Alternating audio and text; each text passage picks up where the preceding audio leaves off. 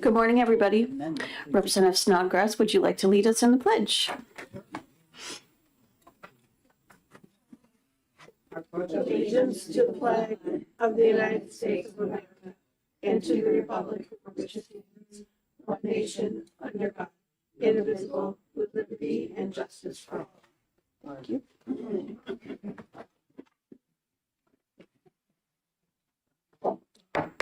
We will open the hearing on House Bill 1331, enabling the town of Derry to absorb the Derry Cooperative School District, and I recognize the prime sponsor, Representative Leon.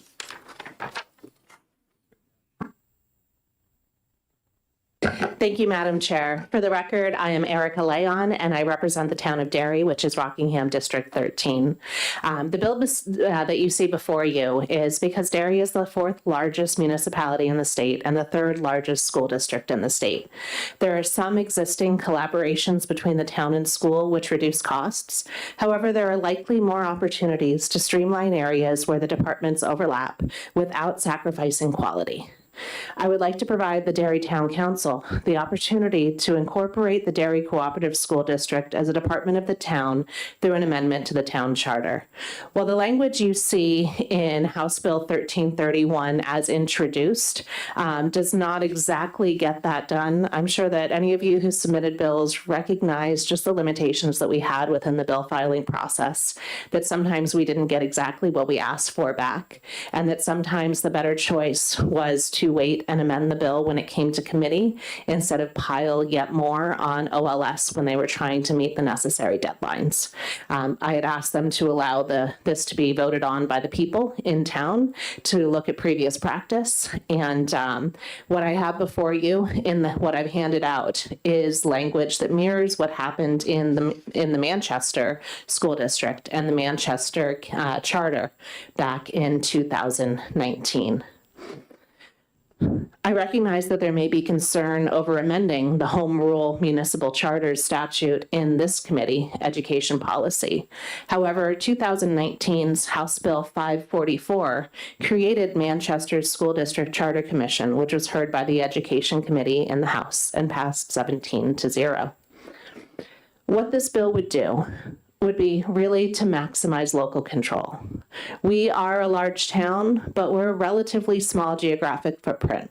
We're 36 square miles. It's not that large. We're also centered around a pretty dense core. So a lot of our facilities that we have both between the schools and through our roads department have quite a bit of overlap. We rely on each other. We also have overlap when we have human resources within the school district when that's already being done at the town level. This bill would allow Derry's town charter to be amended, and we need legislative approval in order to do that, to bring the schools in as a department of the town.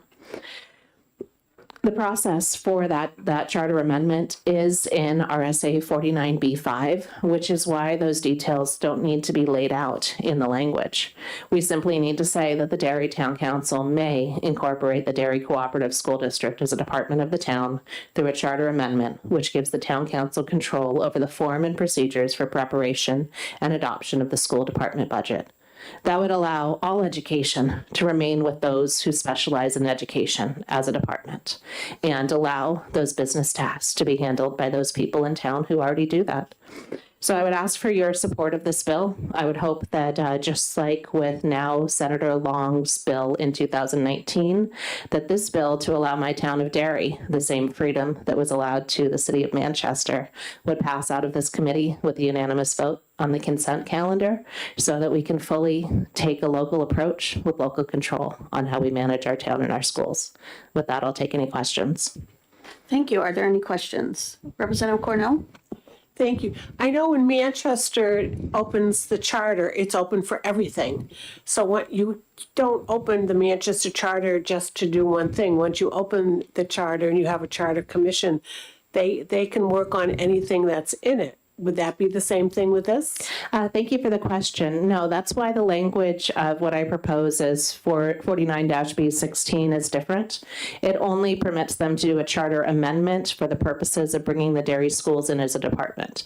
It does not open up the entire charter. It simply says that they can look into this specific section to bring the schools in as a department.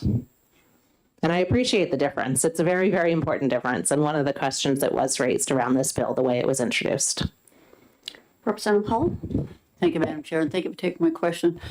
What do the dairy people think about this? The dairy school people, the administrators, the school board, what do they think about this bill? Is the question what the school board thinks about this bill, or is it what the people of Derry think about this bill?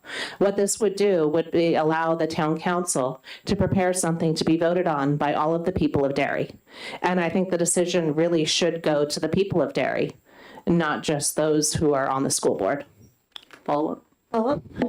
Can I just assume then that they don't support it? They don't seem to support anything that comes out of my mouth. So I don't know if that's simply because they don't like what I present or if it's a policy choice, but I really think it should be up to the people. Okay. Because that is the ultimate control to allow the local voters to decide the future of their town and schools. Thank you. Any other questions? Seeing none, thank you very much. Thank you. Representative Patuchek?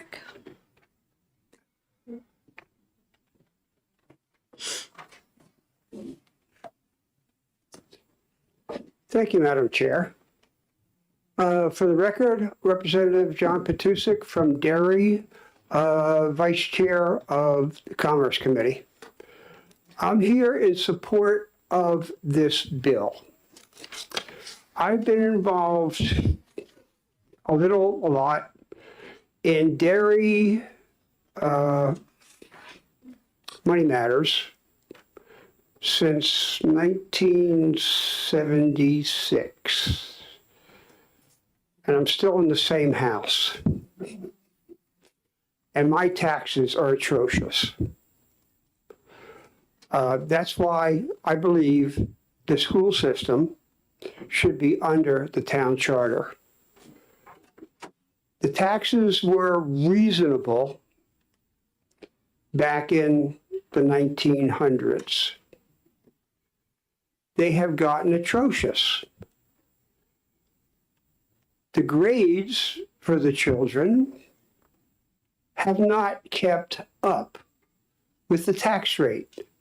As a matter of fact, they have gone down. As the taxes go up, the grades go down.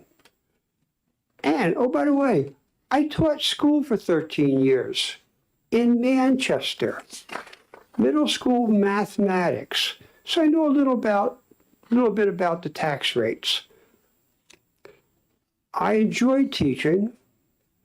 It wasn't the salary, it was the kids. I had a great time with the kids. But watching the taxes go up in Derry and the school grades keep going down and down and down really bothers me because I am an ex-teacher. As a matter of fact, next year, my first grandson will be going into first grade in Derry. And I know they have good teachers because I know a lot of the teachers. It's just that the money keeps going up and up and up. Years ago, I was part of the Derry Taxpayers Association because there was a group of taxpayers who got sick and tired of the taxes in Derry going up and up and up. And we worked with the town council, and the Derry town has a tax cap. When the school district goes under the town council, they will also be subject to that tax cap, which they are not subject to now. And I've seen the money go up and up and up. And we have a unique situation in Derry also. We have a high school, which is a public-private high school, called Pinkerton Academy, of which a lot of people are aware. it's a unique situation because when they get their budget, they just hand us the bill. There's very little negotiation. Here, 3.5%, pay it. Thank you. And that means that will be basically under the tax cap too. So I would really appreciate if your committee would look favorably upon this bill and pass it so we can send it to the House, have it passed, send it to the Senate, and then hand it to the Derry Town Council to have the vote to put the school under the Town Council. Thank you. Thank you. Are there any questions? Seeing none, thank you very much. Thank you, Madam Chair.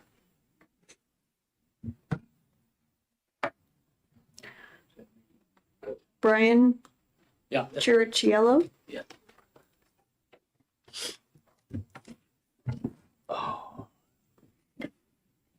Thank you, Madam Chair and committee members. My name is Brian Chiricello. I'm a resident in Derry. I will let you know a little bit about my background. I did 6 terms as a Derry Town Councilor. I did 10 years as a state rep from Derry from 2010 to 2020, and I did 4 years as a Rockingham County Commissioner. And I come here today to support this bill. And I'd like to give you a little bit of education about Derry, because Derry is sort of a unique town. I think there's only one other town in the state that's similar. I think it's Durham, that we have a town council form of government that basically operates like a city. So the 7 town councilors have full control of the town. We have 6 unions. We control the budget. When I say we, meaning past, I'm not elected anymore. I'm a regular citizen right now. So in essence, we really operate as aldermen because we don't put anything out. The budget's all belongs to the town council. They make all the decisions. It works really well in that town because we do have a tax cap. We're one of the communities that have had a tax cap since the early 90s. So people are very comfortable knowing that you can't overspend. They will watch the town council quite a bit. Now, the school system in Derry is completely different. That's where it's kind of unique, where you don't really see it in a lot of towns. So the school district's SB2. And as a town council, I can't tell you how many times we've had deliberative sessions where the tax rate was set from the schools. People would not show up for deliberative session. As a matter of fact, deliberative session was listed this Saturday. We had 92 people out of 21,000 registered voters in the town. That goes to tell you, people are not tuned in to the school. My point is when taxes do go up, what typically happens is, as we all know, you get a tax bill in June and in December. So come June, people will open up their tax bill and immediately call the town council. And the town council's response, the 18 years I've been on there, is, why are you looking at us? We operate under a tax cap that's tied into the Northeast CPI, which historically has been a 2.1% increase. Remember, I have 6 union contracts. I have police, fire, public works. And we've made that work in my town. There has never been an override on the town side. We've made it work. It's confusing in the town of Derry for the people. They just don't understand how the two work together, and because it's so unique. And then this bill would allow it to fall into one category, so we can kind of consolidate that and have more control, and then the people would have better opportunity to be educated on how things work. Now, I don't think it's really a far stretch because, as Representative Leon said, we're the 3rd largest school district, 4th largest community in the state. We have 35,000 people. And I just lost my train of thought, but sorry about that.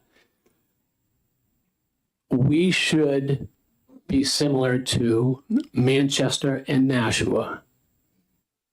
Okay, because Manchester is the largest city and school district. They operate under a tax cap. Nashua operates under a tax cap. Why don't we operate under a tax cap is because of the form of governments. Now, does this mean that this would automatically fall under the town? No. As Representative Leon said, really the bill is geared towards let the people decide in a vote. Okay, because that's the fairest way. And I'll finish up my testimony there. If anyone has any questions, I'm happy to answer them. Thank you very much. Representative Woodcock? Thank you. Thank you. Good morning. Just a question. So I missed the opening because I was in the wrong end of the building here. What would be the role of the school board in the budget process if this went through? So I kind of liken it to Manchester, where the school is a department under the town. It doesn't abolish the school board in Manchester, okay? But the final budget numbers are overseen by the town council, is how I would see it. Okay, so school board still is active. You know, they present the town what they want to see in the budget. It's sort of like a department head is how I kind of view it, right? The school board would come in, if this was to pass, school board would come in and say, we need X amount of money. The town council, which we have 7 town councilors, would have final say. More importantly, it could be tied into the tax cap. Now, for some reason, people are afraid of the word tax cap. I have to tell you, it's probably one of the best tools that I've seen. I spent 18 years on a Derry Town Council. Again, we have 6 union contracts. And what the tax cap does is it makes you drill down to needs and wants, okay? And you prioritize. I think that system really, and this is my personal opinion, is the best for the taxpayers because they see you're good stewards with their money and they understand. So I hope I answered the question. Follow up? Yes, you did. Thank you. Just thank you for allowing the follow-up. So the school board, or the current deliberative session, Representative Lyon was talking about the people. The current deliberative session, although it may be poorly attended as you were commenting on, is the people's option to speak about the school budget, correct? Yes. And set the school budget. Yep. So they were the people that you're trying to involve would actually lose opportunity to be involved. Is that correct? Am I confused with that? Because they wouldn't have a deliberative session, right?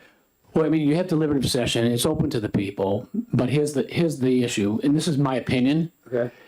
It's really not well advertised. In other words, if I showed you Facebook right now, a lot of people are like, I didn't even know.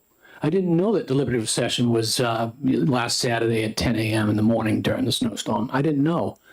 Whether that's true or not, this is what they say. Or, oh, it's too bad I had to take my child to dance class or whatever, so they couldn't make it.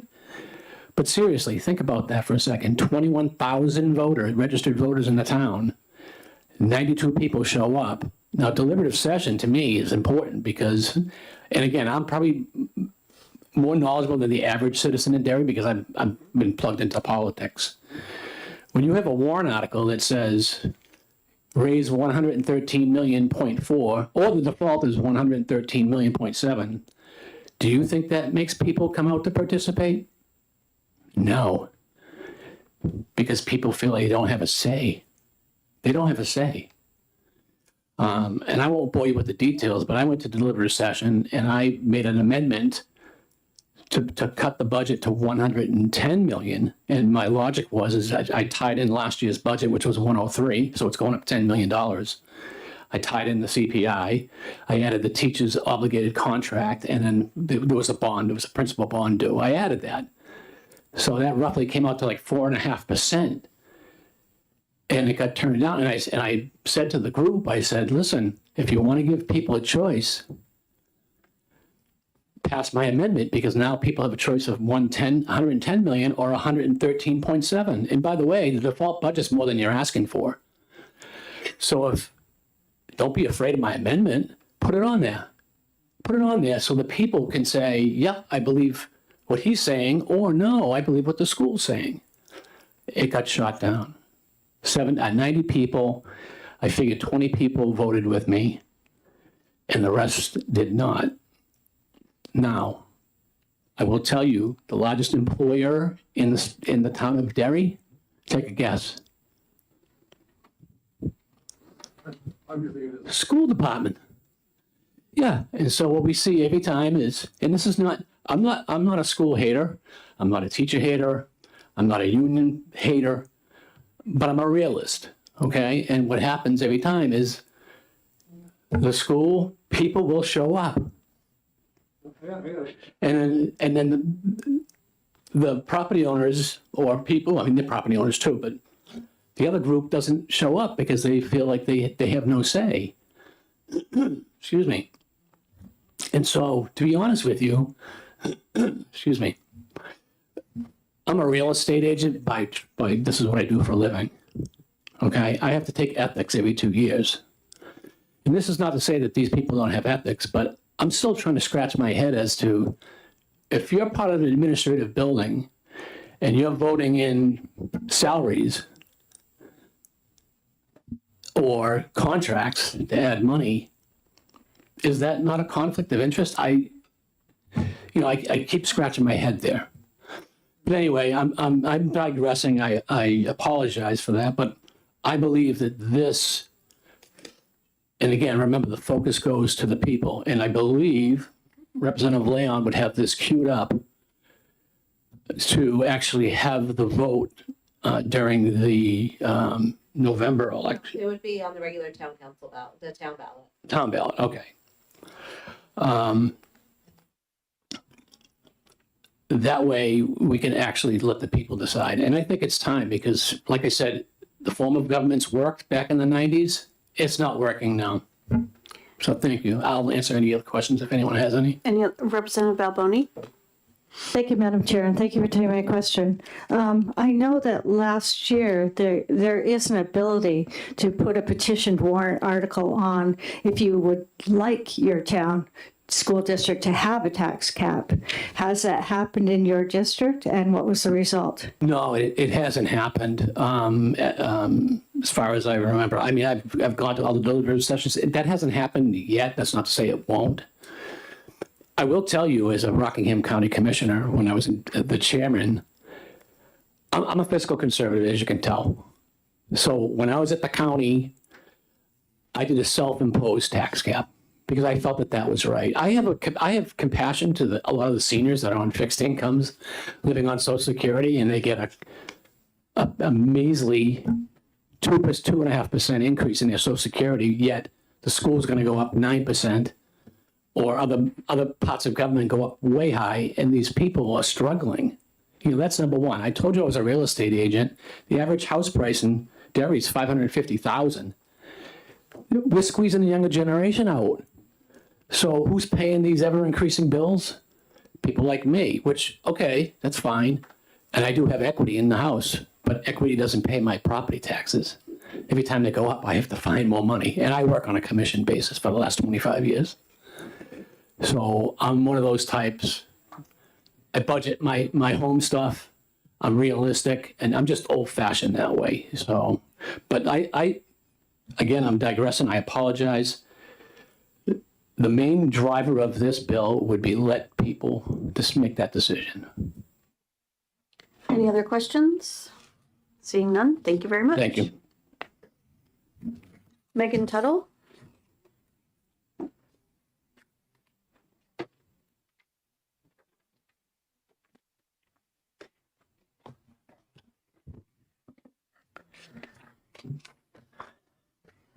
Good morning, Madam Chair, members of the committee. For the record, my name is Megan Tuttle.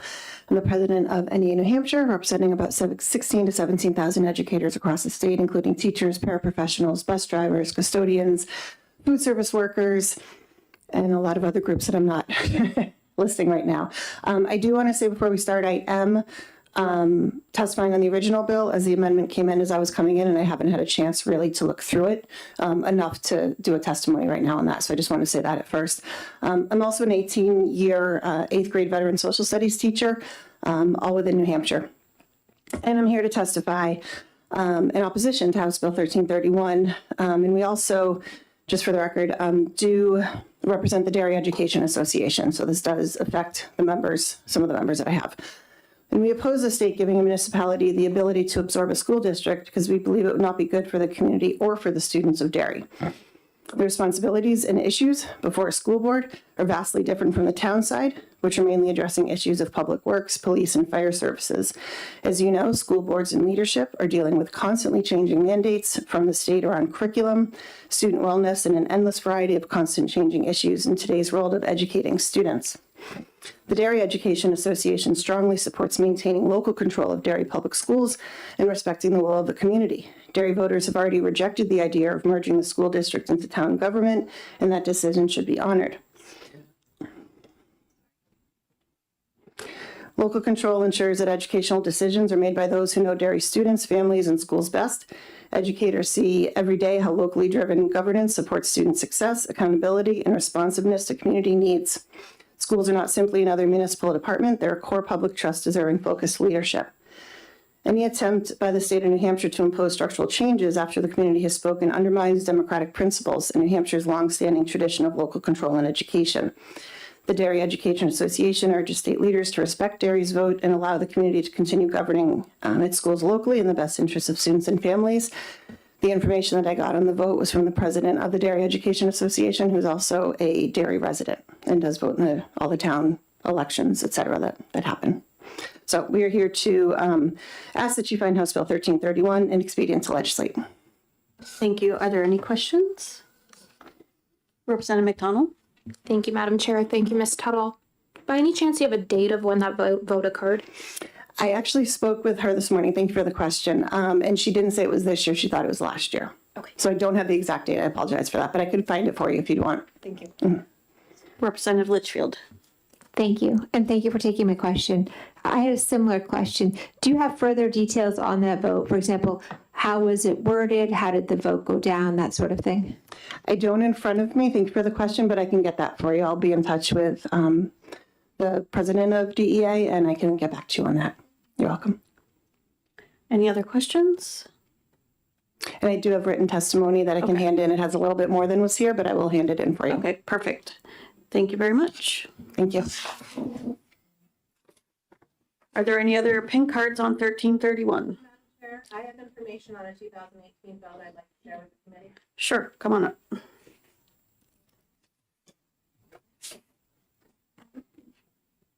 Thank you, Madam Chair. In 2018, a non-binding question was put on the town ballot asking, are you in favor of petitioning the state legislature to obtain authorization to include the school district as a department of the town?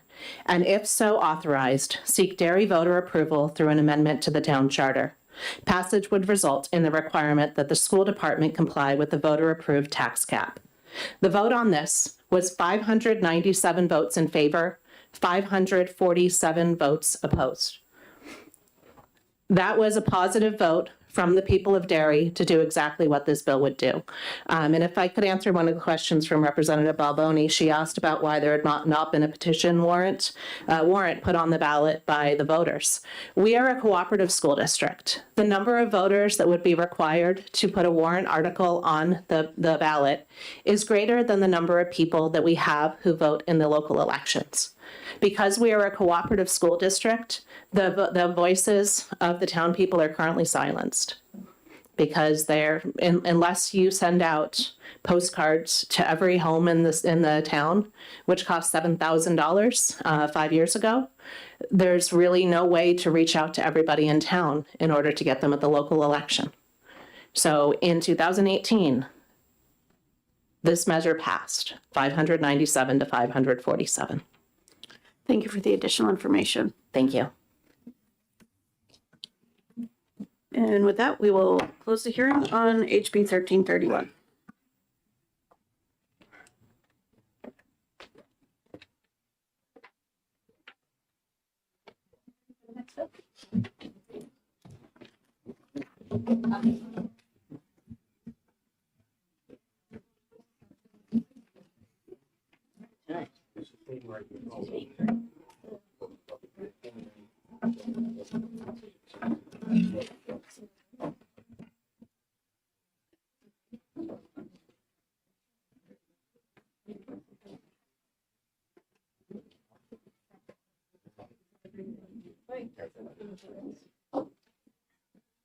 I did get the.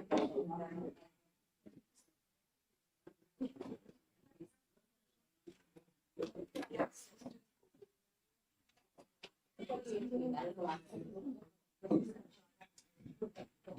Tired. Oh, no, the other one. It's also tired.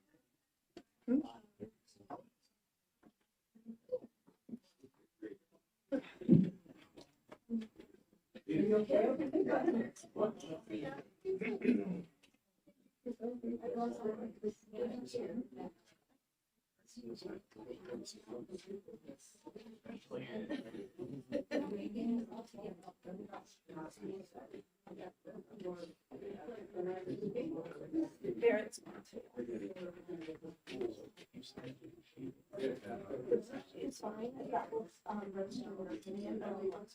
yes, I did. We all can do both. If we're testifying, I will vote.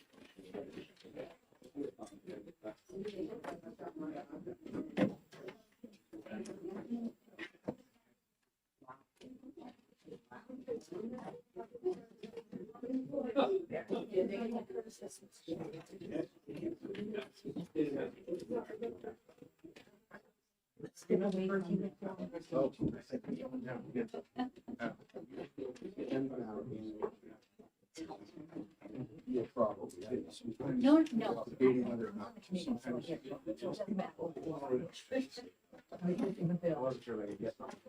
Thank you, though.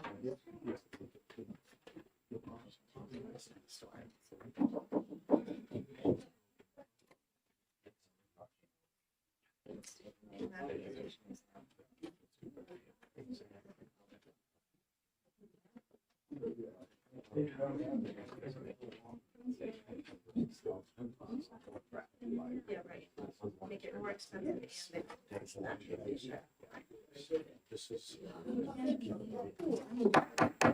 We'll open the hearing on House Bill 1374 relative to the procedures for withdrawal from a cooperative school district, and I recognize the prime sponsor, Representative Murphy.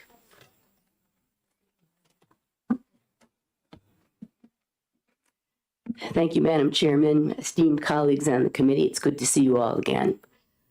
And forgive my voice. I'm battling something I caught on veto day, and I just can't seem to overcome it. For the record, I'm Representative Mary Murphy. My district is Hillsborough 27, and I represent the historic and beautiful towns of Deering and Francistown. I'm here to introduce HB 1374 relative to the procedures for withdrawal from a cooperative school district.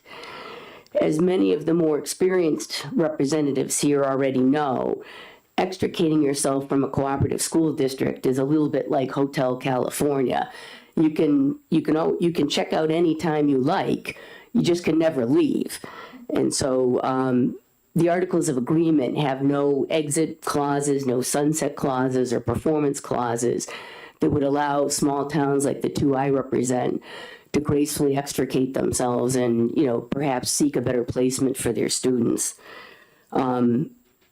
I think that RSA 195, sections 25 through 31 are arguably a town's last and best hope of taking more control over their children's education and their town's expenses. My bill is simple. It's nonpartisan. It's a parental rights bill. It's a bill about freedom and liberty. Most of all, it's a bill about fairness and student well-being. It's an important bill because it affects 50% of all of the towns in New Hampshire, approximately 117 municipalities. 50%. RSA 195, Section 29, specifies 3 requirements to withdraw from a cooperative school district: securing a majority approval of the withdrawing town's voters, securing State Board of Education approval of the feasibility and suitability of the withdrawal, that's to protect the students, obviously, securing a majority approval of the withdrawal by other cooperative town voters. HB 1374 seeks to eliminate this third requirement, which is other towns' permission, because it is unfair to students in the withdrawing town. Everyone needs to stay focused on what is in the student's best interests. That is the point of the second requirement, the feasibility and suitability study. And that is why I retain this requirement. And also to protect the students, I increase the requirement for a supermajority instead of a simple majority for the withdrawing town's voters, because I need to make sure that the town is fully behind this withdrawal and is willing to do whatever it takes to fund and staff the special needs functions, the specialty course functions, and in general, to really look after those children and make sure that they're getting a high-quality education. If the State Board of Education deemed it feasible and a supermajority of the withdrawing town's voters support withdrawal, voters in other cooperative towns should not interfere with parental rights and student well-being, but they are. In 2024, Francistown's voters approved withdrawal by 81%. So 81% of our voters, that's way over a supermajority, wanted to withdraw our elementary school. The State Board of Education approved a very thorough and well-documented feasibility and suitability study by the Francistown Withdrawal Committee, which is largely a Democrat, but nonpartisan committee. So again, as I mentioned, this is nonpartisan. This affects us all, and it's all about the kids. Francistown has now had to, so the withdrawal was thwarted by only about 80 votes from the other cooperative school towns. And so Francistown has now had to restart this entire process with an equally uncertain outcome. And so that's what I'm seeking to change. Deering, my other town, has just initiated a similar withdrawal process. Just as an FYI, the Francistown Withdrawal Committee did even more research this time round, and they went to talk to other towns that had successfully withdrawn from their co-ops, just to make sure that they had their bases covered and that they truly could look the townspeople in the eye and say, yes, we believe we can staff it appropriately and that we can make sure that the quality of the children's education is either maintained or even improved with more local control of the elementary school. So in closing, I am asking you to vote ought to pass on HB 1374. As I previously stated, it's nonpartisan. It puts the students' best interests as the highest priority, and I know this is a priority that you all share. Thank you very much, and with the chairwoman's permission, I'm happy to entertain any questions. Thank you very much. Representative Selig? Thank you very much. I just have a technical question because you at one point presented a percentage and then switched to a solid number. So you talked about 80% of voters, but then you talked about 80 people being the difference. So could you give us a solid number of what 80%, like, was that, 4 people out of 5 voters, or was it like 40 out of 50, like what the numbers actually Yeah, thank you for that question. So the 80 voters that I mentioned were from the other cooperative towns, and the Conval School District, Cooperative School District, as you know, has many towns. So we did have a lot of buy-in because Dublin, another Conval town, also wanted to withdraw. So did Temple. And so it's not unique to Francistown. There were a number of Conval towns that shared their desire to withdraw. The 81% was of the voters who showed up for the town meeting. And I think all reps are aware that there is commonly an attendance problem, but that meeting, because it was 2024, we had better than average attendance in Francistown. I don't have the exact number for you, but I'd be happy to research that and get it to you. That would be great. Thank you so much. I will do that. Any other questions? Seeing none, thank you very much. I appreciate it. I have to return to Ways and Means because we're executing bills, so I apologize. Thank you. Thank you. Curtis Hamilton?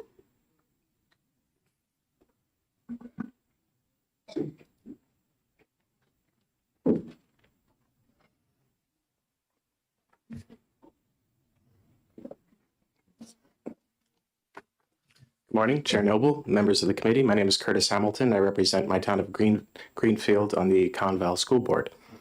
I'm here today speaking for myself, and I oppose HB 1374. This bill is being framed as expanding a town's freedom to withdraw from a cooperative school district, but that framing is incomplete. Sound policy must balance freedom to act with freedom from harm imposed by others. This bill expands one town's freedom to exit while eliminating the corresponding freedom of the remaining communities to be protected from unilateral destabilization. Current law under RSA 195 reflects this balance. Towns may already pursue withdrawal. They may initiate a study, evaluate feasibility and suitability, develop a plan, and submit that question to voters. At the same time, the law preserves the freedom of the remaining towns to be protected from withdrawal decisions that would impose material, financial, operational, or educational harm. The district-wide vote is not a procedural obstacle, it is a safeguard, and this bill removes that safeguard. By eliminating the cooperative district's ability to withhold consent once a single town reaches a supermajority, the bill creates asymmetric freedom. Risk, cost, and uncertainty are shifted onto remaining communities without their consent or any reciprocal benefit. That asymmetry matters because cooperative school districts are not service contracts. A service contract is a transactional whereby obligations are limited and risk is individualized. Cooperative districts are fundamentally different. They're shared governance structures created through voter-approved articles of agreement that intentionally bind towns together over long time horizons. When towns entered these agreements, they agreed to co-govern a public institution, to share taxing authority, representation, long-term capital obligations, staffing commitments, and responsibility for students across the region. The district-wide vote is a structural expression of that shared governance. It ensures that decisions affecting the whole are made by the whole. By removing this mechanism, this bill treats cooperative districts as vendors rather than governing entities, and withdrawal as contract termination rather than partial dissolution of a shared public institution. That's a fundamental change in the nature of cooperation itself, with predictable consequences, weaker incentives for compromise, diminished long-term planning, increased financial risk, and reduced confidence in cooperative arrangements. I'm not testifying to argue against withdrawal. I'm arguing against unbalanced withdrawal. Freedom is not merely the ability to make a single choice at a given moment.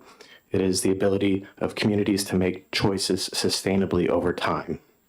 Cooperative school districts exist to preserve that long-term freedom through shared governance and shared obligations. And I would like to add one more thing, that one of the consequences of withdrawal is that it immediately imposes a new governing structure on a district.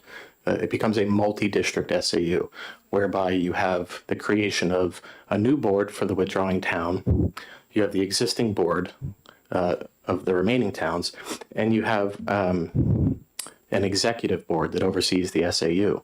And this often carries with it additional expenses, as that SAU now has to duplicate board services, it has to duplicate payroll, it has to duplicate budgeting, it has to create an additional budget for the SAU. Oftentimes this means added staff and definitely added costs. So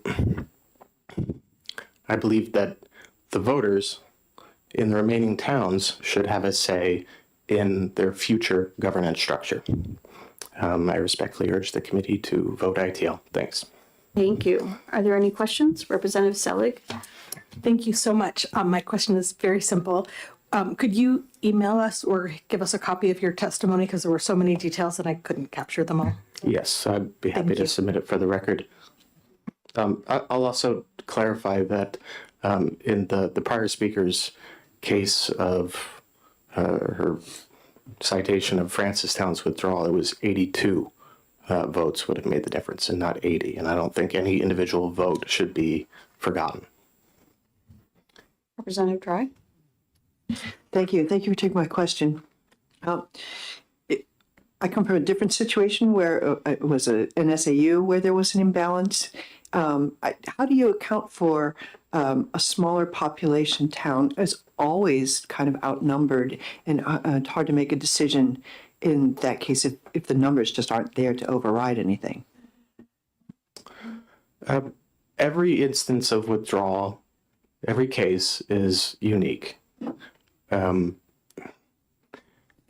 And I think that makes it all the more important that those articles are subject to the towns and the local voters to decide their fate and to determine the integrity of their articles and the relevance of their articles. And there are many paths to renegotiate any number of provisions in those existing articles. I'm not sure the details you're asking about SAU, whether you're talking about SAU withdrawal or just the function of the SAU. Follow up? Yeah. I was asking because the SAU split up because the smaller districts felt like they didn't have a voice. There wasn't a weighted average or anything for that. And Yeah, so within the multi-district structure, there is weighted voting, which gives the representation on the SAU board proportional voting share given the number of pupils. But SAU withdrawal is itself a separate process. Okay, so to follow up question. Yeah, thank you. So if it's in the SAU, or excuse me, there's no weighted town vote, right? If a small town is trying to vote, if its population is not greater, it's not going to make a difference whether the entire town is for it. If they're going to, they don't have the population to overcome anything else. So the votes that you're talking about on the executive SAU board, to my understanding, they refer to the function, the services, and how an SAU budget is built and delivered. I'm not quite sure how to answer any You're just saying further. But so you're just saying that it is weighted on the SAU board. Yes, well, there's the opportunity for any board members in an executive SAU board to call for weighted voting. That, whatever the balance is of that board, it does not remove any of the obstacles that the multi-district structure inherently creates, which are duplicative burdens of budgeting, of payroll, and of serving the new number of boards that are created after withdrawal. Okay, thank you. Representative Pedernal? Thank you, Madam Chair, and thank you for taking my question. If I'm not mistaken, the Conval Articles of Agreement have been in existence since 1968. Do you know if in the last 50 years any of those articles have been renegotiated successfully? I can get back to you on specific cases. I think they've been discussed widely. I think voters have looked at the apportionment formula over that time. But I'm not going to quote anything off the top of my head without having exact knowledge. Thank you. Representative Hall? Thank you, Madam Chair, and thank you for taking my question. I know you mentioned you're from Greenfield. What other towns are in the Conval district, and what size is Greenfield in comparison to the other towns? In terms of our weighted average in the apportionment formula, we're roughly 9% of the district.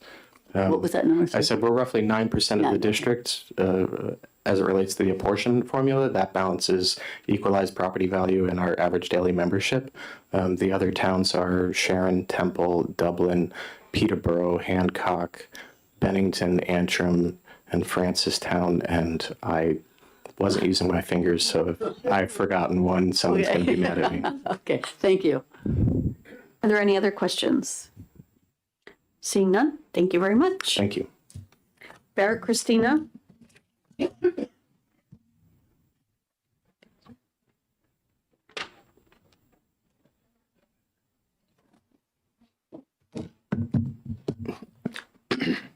Thank you, Madam Chair. Good morning, members of the committee. Barrett Christina from the New Hampshire School Boards Association. Before I get into my testimony, I want to thank School Board Member Hamilton from driving to Concord and being able to be here and testify on this bill.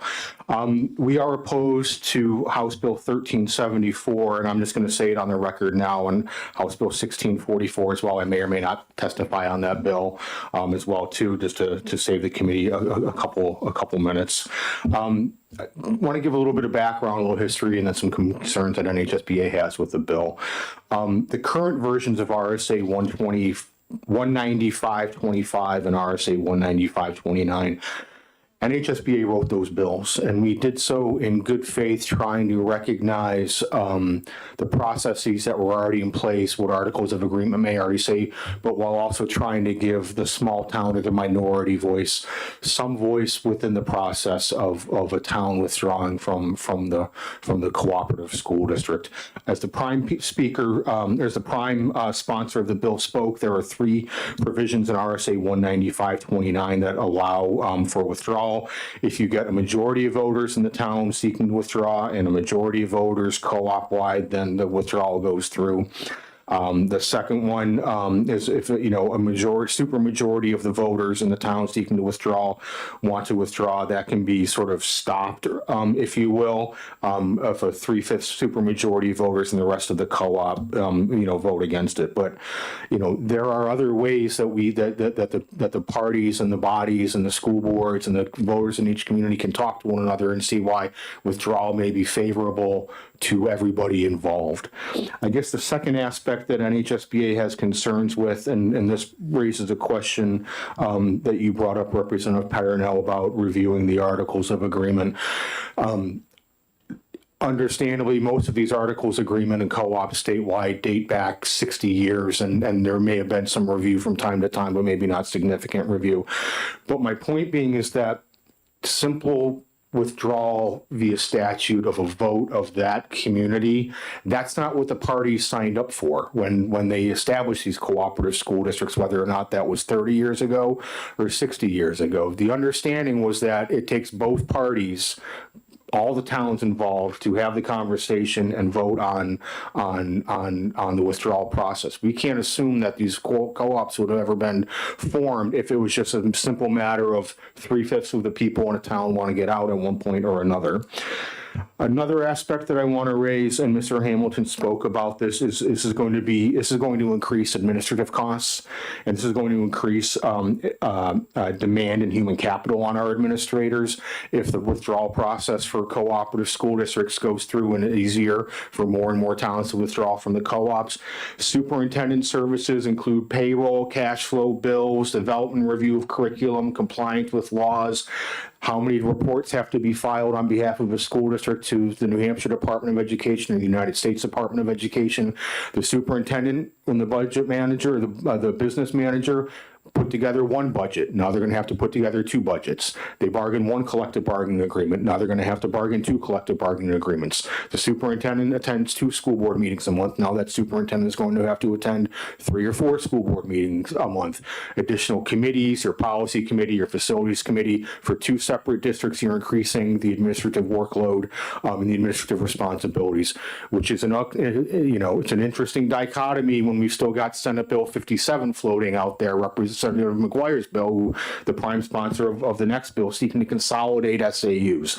It's just an interesting argument that we want to make it easier for districts to break apart, but yet we want to reconsolidate at the administrative level while adding more administrative responsibilities if we break apart the co-ops. Another point to be made, the current process has been successful. Lisbon School District withdrew from, I forget what co-op they were in SAU 35. That SAU's got a couple of different co-ops within it. But the voters of Lisbon withdrew from a cooperative school district via vote in March of 2025. They got, I think it was 63% of the voters in their community voted to withdraw. And I guess the vote in the co-op wide was not sufficient to sort of stopgap that, if you will. So we have a recent example, not even a year ago, where the current process worked for a particular community. Instead of, I guess, one of the last points I want to make, following up again, Representative Peternell, on your comments about articles of agreement, when were they amended and reviewed? Maybe that's the statute, you know, maybe we put something in statute that articles of agreement have to be reviewed every 5 or 10 years or whatever it might be. Maybe we have put something in statute that, you know, these articles of agreement need to be sort of rewritten as of a certain date, maybe give 3 years out so the attorneys can work on that and the parties can talk about apportionment formulas and cost per pupil. Another aspect, we know that within the articles of agreement that the different districts are allowed to vote on their apportionment formulas, if it's based on property taxes, if it's based on number of students or some variation thereof. Maybe we ask the Department of Revenue Administration to come up with a formula that school districts have to kind of plug and play. Maybe a little bit of flexibility, but that might help relieve some of these local issues as well too, where individual or community feels that either they're paying too much in property taxes or they're not getting enough services back, you know, from the SAU office for their little elementary school, whatever the case may be. So that, I think, sums up my testimony. Again, I'll try and reiterate that as well too for House Bill 1644, depending on how that testimony goes. I may or may not testify on that just to save the committee a couple of minutes. And with that, I'm happy to answer any questions. Representative Peternell. Thank you, Madam Chair, and thank you for taking my question, and thank you for addressing my other questions. I really appreciate that. Yeah. So my current question is, you stated that the New Hampshire School Board Association wrote RSA 195.25 and 195.29. Was that back in 1977? I'm sorry. Thank you. Yeah, no, do I look that old, Representative? You look much younger than me. The current versions of the statute NHSABA helped rewrite in RSA 195.25 or RSA 195.25 was amended in 2018. If I recall correctly, that was a pretty significant rewrite. There was a significant changes throughout the entire procedure for review. And then in RSA 195.29, the recent changes in 2025, I remember it was myself, Representative Cordelli, Representative Luno, and I think Chairman Ladd may have been involved in coming up with sort of the supermajority to get out, but then there's a supermajority stopgap, if you will, from the remainder of the. So that was written. I'll be honest with you, that was written in a pretty bipartisan manner. You know, I remember sitting in the little office at the LOB with Representative Cordelli, Luno, and Ladd, kind of hammering out those 3 or 4 paragraphs. So no, I'm not so old that I wrote the original versions of the statute back in the 50s or 60s. But thank you for the comment, Representative. Thank you. I certainly wasn't implying your age. Representative Selig. Thank you, and thank you for taking my question. So I'm just trying to get my head around all of the different components of this, and I'm hopeful that you can help me understand the way that this is written, or maybe it's the way current law is written. If school district Barrett Christina Smith decided that Barrett and Christina wanted to separate themselves from Smith, could they then vote to kick Smith out the way this is written, or the way current law? Like, I'm trying to make sense of how that. Correct. Thank you for the question, Representative. No, but they can't kick a town out. But there is an example of that almost happening about 15 or 16 years ago. The way the current statute works is the town that's seeking to withdraw creates a study committee that put together a report, send it to the Department of Education. If the report meets the statutory requirements of what has to be in the report, the state board gives it a thumbs up. They don't make a judgment value of whether or not it's a good idea or a bad idea. If the report fits the criteria, and then it goes to the voters, currently in the voters of the town seeking to withdraw and all the voters in the remaining towns. If a majority of voters in the town seeking to withdraw vote in favor of it, and a majority of voters co-op wide vote in favor of it, withdrawal goes through, right? If a majority of voters present and voting vote, if a majority of voters voting present within the pre-existing district vote in the affirmative, and I think I just explained that, I'm sorry. If the voters, I'm sorry, I'm stumbling all over this. Basically, if the voters co-op wide and within the community vote in the affirmative, it goes through. If voters in the town seeking to withdraw vote in the affirmative, not a supermajority, simple majority, and the rest of the voters in the co-op wide vote it down, it does not go through. If 3/5 of the voters in the community seeking to withdraw vote to withdraw, it goes through unless 3/5 of the voters co-op wide also vote it down. So that was sort of the balance to protect, to make it a little bit easier for the town seeking to withdraw to do so, but also a protection for the remaining towns as well. I hope I was finally got clear. All right, we can talk afterwards if need be. A quick clarification. Sure, and thank you. So if the voters in the town vote no, but the rest of the district votes yes. Yeah, that the statute doesn't contemplate that, but that happened. New Durham wanted to get out of Governor Wentworth about 2008, 2009. They got halfway through the process and said, wait a minute, we don't think this is a good idea.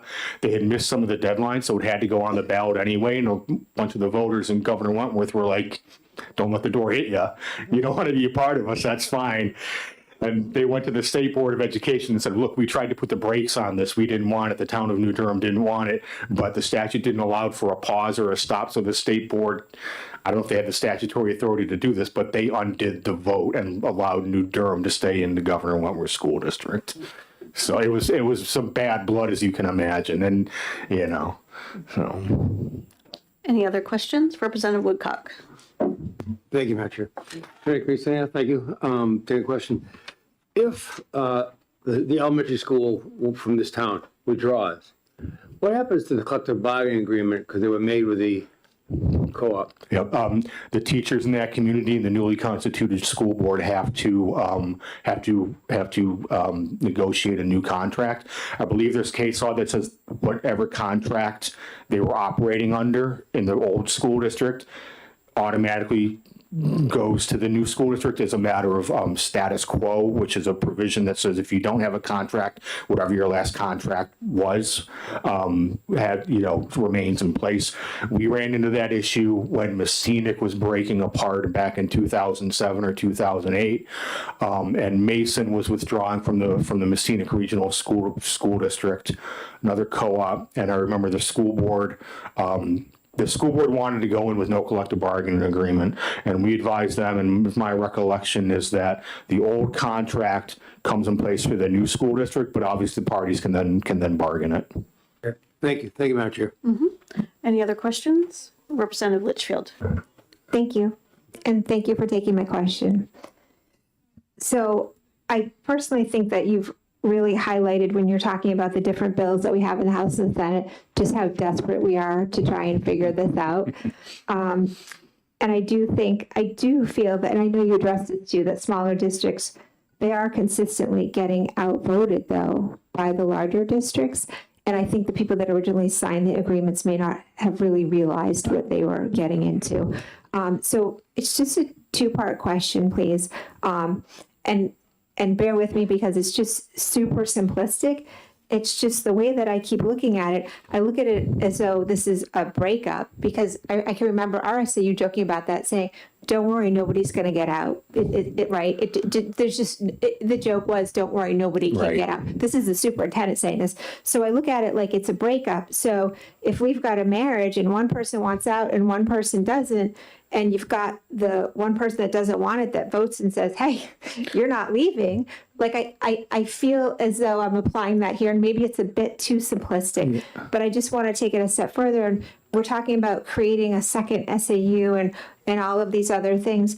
Couldn't the withdrawing school district simply tuition their students into other districts, or is it not that simple? Thank you for the question. There are a couple of different questions in there, Representative. Yeah, I mean, the divorce analogy, if one party wants out of the marriage, one party can file for divorce. I understand that.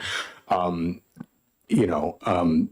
other sort of interesting dichotomy NHSBA has had to run into with these co-op bills over the years is, as you know, we represent the district as a whole, whether it's a co-op or not. So my fidelity is to the Exeter Cooperative Regional School District, Conval, so on and so forth. But yet, I think everybody in the room knows that NHSBA values local control very much as well, too. What can be more local control than the people in Brentwood having say over the Brentwood Elementary? Well, they do. The co-op is your 7 through 12. But you get in Conval, for example, you get the point that I'm making. So I understand and respect that aspect as well, too. Yeah, in terms of one of the challenges is with the just returning around and tuitioning into, let's say, in the Conval situation. I don't know if those are K through 8 or K through 6 schools, but let's just say they're going to tuition them to the high school. One of the ideas about the cooperative school district was the cost sharing, right? And if you have a small town with 1,000 people and 100 kids in a little 3 or 4 room elementary school, your cost per pupil is probably pretty high, right? But you balance that out across the co-op in a community that's got 10,000 people with 1,000 kids. So to some degree, the people in the larger community are helping offset the costs of the districts that have, $35,000, $40,000 per head. I'm just saying that that's one of the rationales. The other rationale too, which is getting back to the Articles of Agreement and why co-ops were being was an initiative of the state primarily back in the 60s, and some of you may know this, was if you agreed to join a cooperative school district, you got additional state building aid. The carrot was that for every district that was part of the co-op, you got an extra 5% in building aid, up to I think 55%. And the impetus was to build high schools for these communities. Not every one of these towns obviously can support an elementary school and a high school. It doesn't make sense to build a high school in every one of these communities that has 200 kids. But so that the co-op form was bring all the kids together, and the state will give you a lot of money to help build your high school in the 1960s. So that was one of the incentives. That incentive is gone. The state doesn't fund building aid anymore. So I hope that answered your questions, Representative. That was a helpful fun fact. Follow the money. Yes. Thank you very much. Thank you. Any other questions? Seeing none, thank you very all. much. And we'll close the hearing on 1374.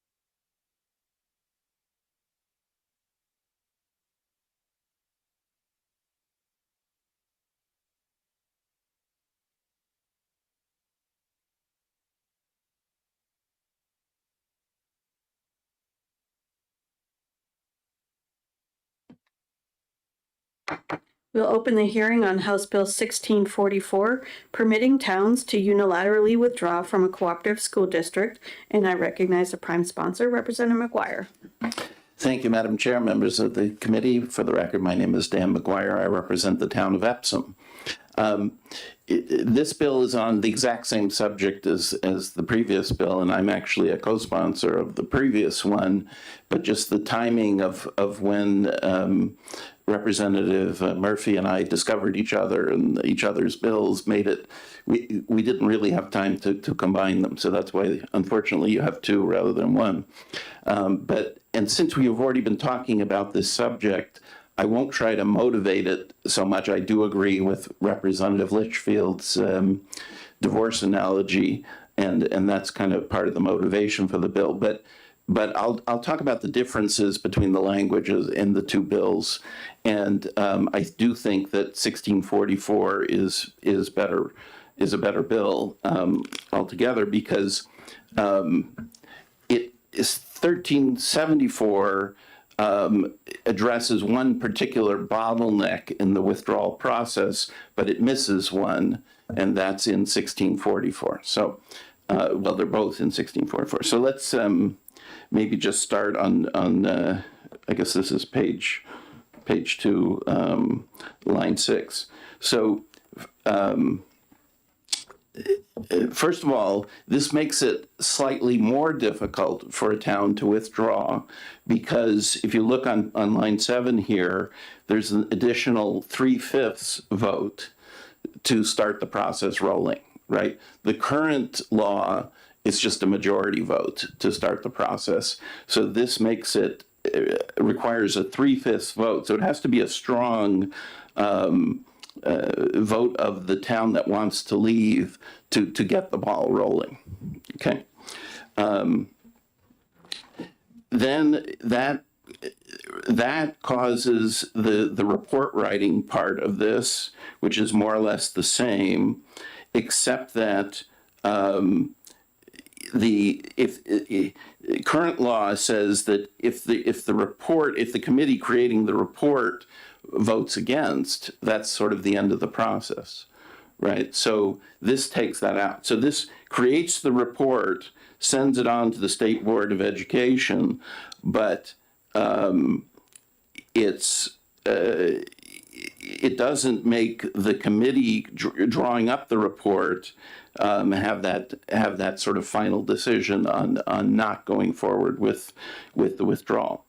And then assuming the State Board of Education still has the ability to say no, and then we go into the part that's more on the second page.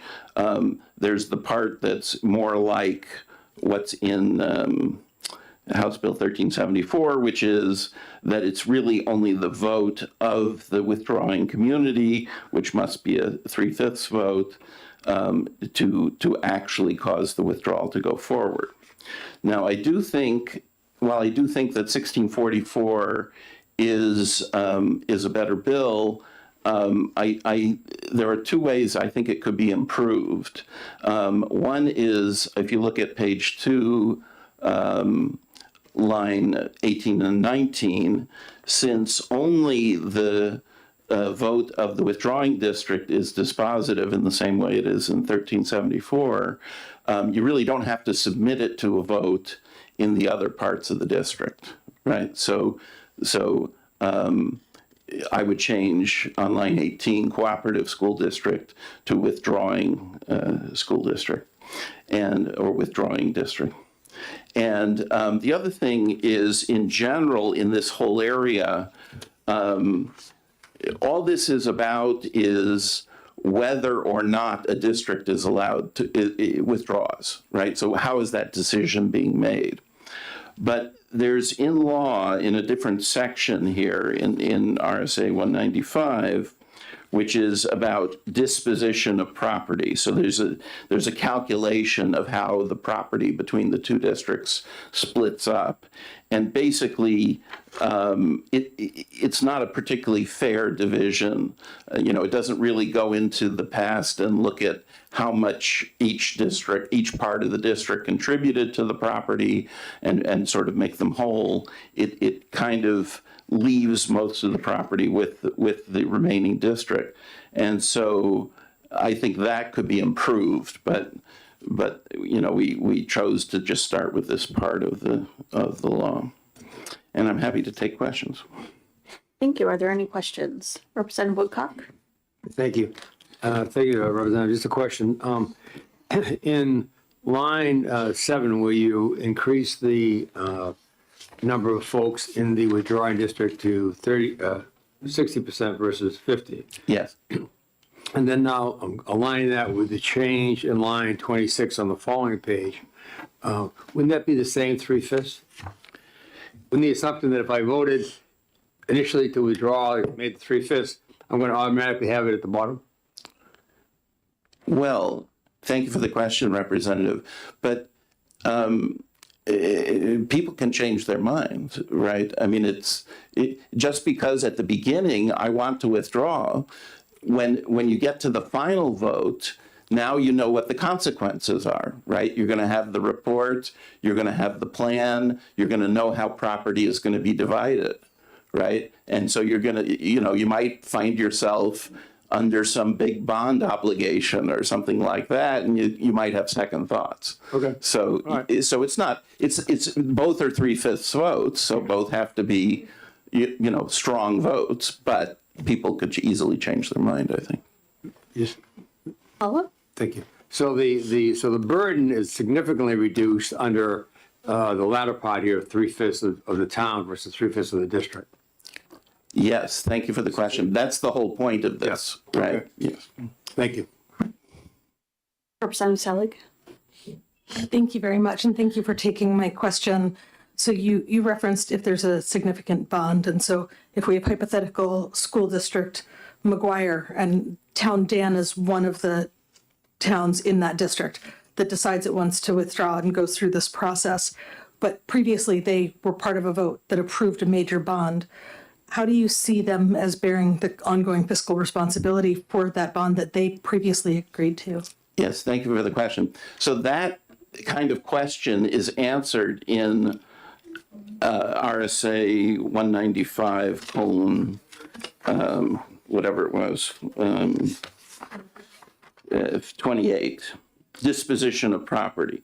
So, and liability of, and 27. So, liability of withdrawing district, right? So those two sections are not affected by either one of these bills, right? So however it's done today, it would still be done the same under these bills. But you can read in those two sections, 27 and 28, exactly what happens in whatever cases.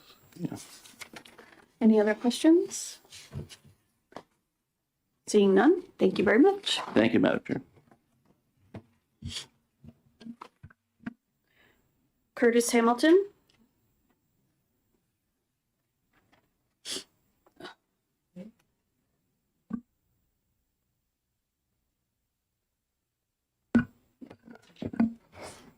Hello again, Chair Noble, members of the committee, Curtis Hamilton. I represent my town of Greenfield in the Conval, on the Conval School Board. I'm speaking on behalf of myself.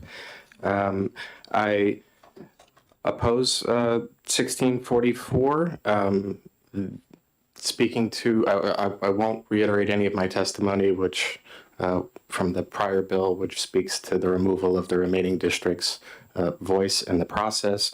I'm going to focus my comments on the changes to language in the procedure for review, which is 195:25. I do not think this is a better bill. There are a number of reasons why. In the last 2 years, I've served on 4 withdrawal study committees. I chaired 2 of them. Withdrawal in and of itself is an incredibly complex topic. It is unique in every instance. These RSAs and the procedure for review is complex as well, but I have found that once it's understood, it is actually pretty easy to navigate. So lines 6 and 7, you are establishing an alternative for pre-existing district. However, pre-existing district appears elsewhere in the RSAs relating to withdrawal, such as 195:29 in the second half of this bill. I would think consistency would be warranted. Second, to the increase in the threshold to which a body must establish to initiate a study, so the 3/5 piece. There are two bodies that can initiate a withdrawal study. Lines 3 through 5 show that a school board may initiate a study. The threshold for a school board to do so was a simple majority in current language. I believe there should be parity between the threshold that a school board and the pre-existing district need to achieve to call for a study. Lines 19 through 21 kind of confused me. To call for the inclusion of a minority report in the committee's final report, which is submitted to the state board, presents a new burden for a withdrawal study committee. Currently, if a minority report is drafted, it is submitted directly from the minority to the State Board of Education. So by including it into the committee's scope, you're subjecting it to scrutiny. Now, speaking from experience, I was a member of the majority. I did not find any reason to need to contest the language of a minority report. If I had any objections to the language that was there, I had opportunity to rebut it in front of the state board at the withdrawal hearing. So it's simply more work, and current law already allows the minority to submit a report.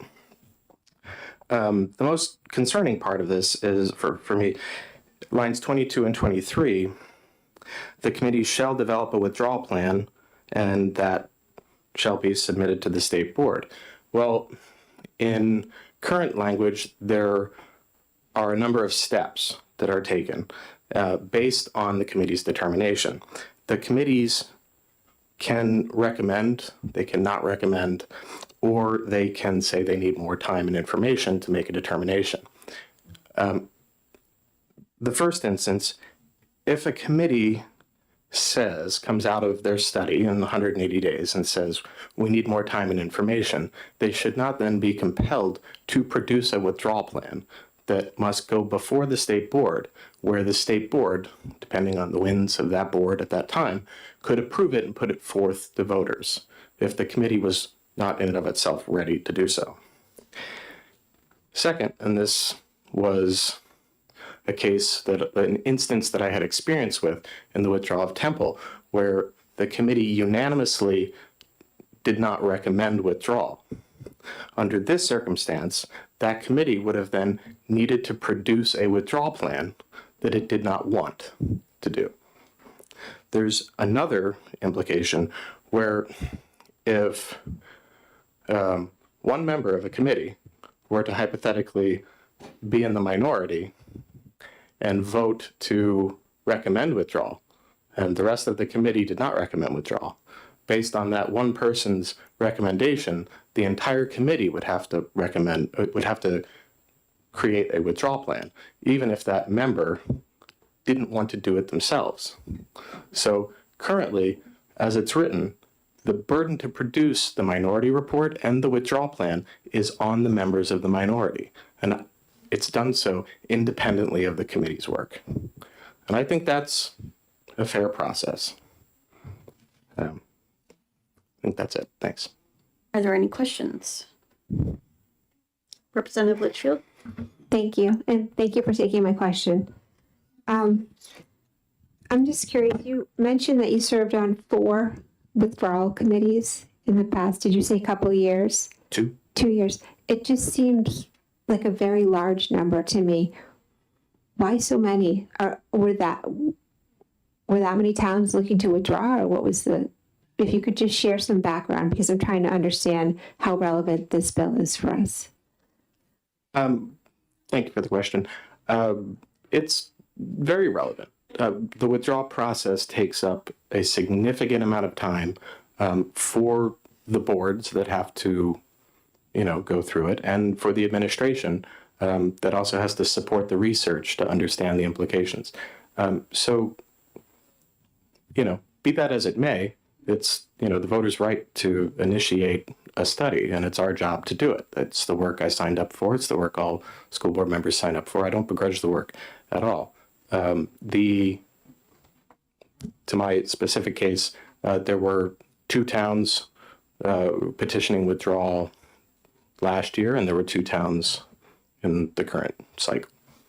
So it was a 2 and 2, Wow. each producing a specific study. Okay, thank you. Any other questions? Seeing none, thank you very much. Thank you. Are there any other pink cards on 1644? Seeing none, we'll close the hearing.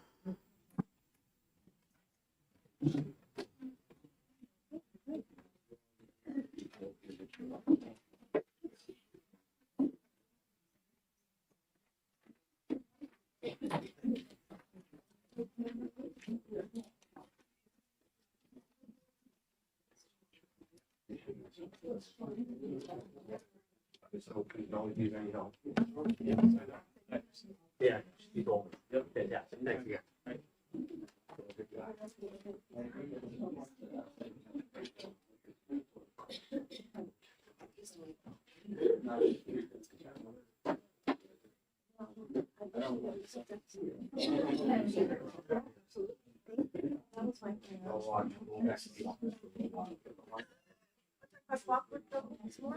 Anymore?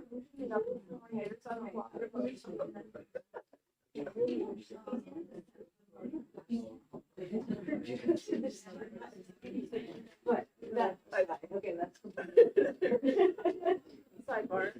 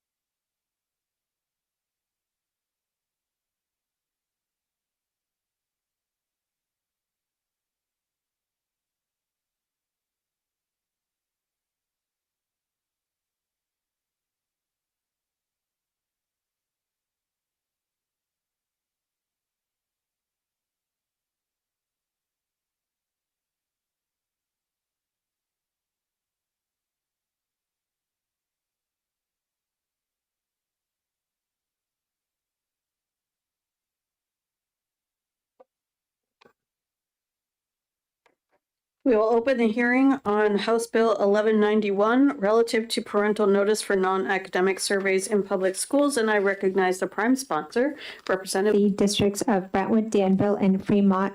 I am here today to let you know that I have withdrawn, along with all of the co-sponsors, House Bill 1191. Thank you very much. You're good. What will happen now is this will go to a vote for the full house to withdraw the bill. So if you're here to testify on 1191, you still can if you would like to, or you don't have to. It's up to you.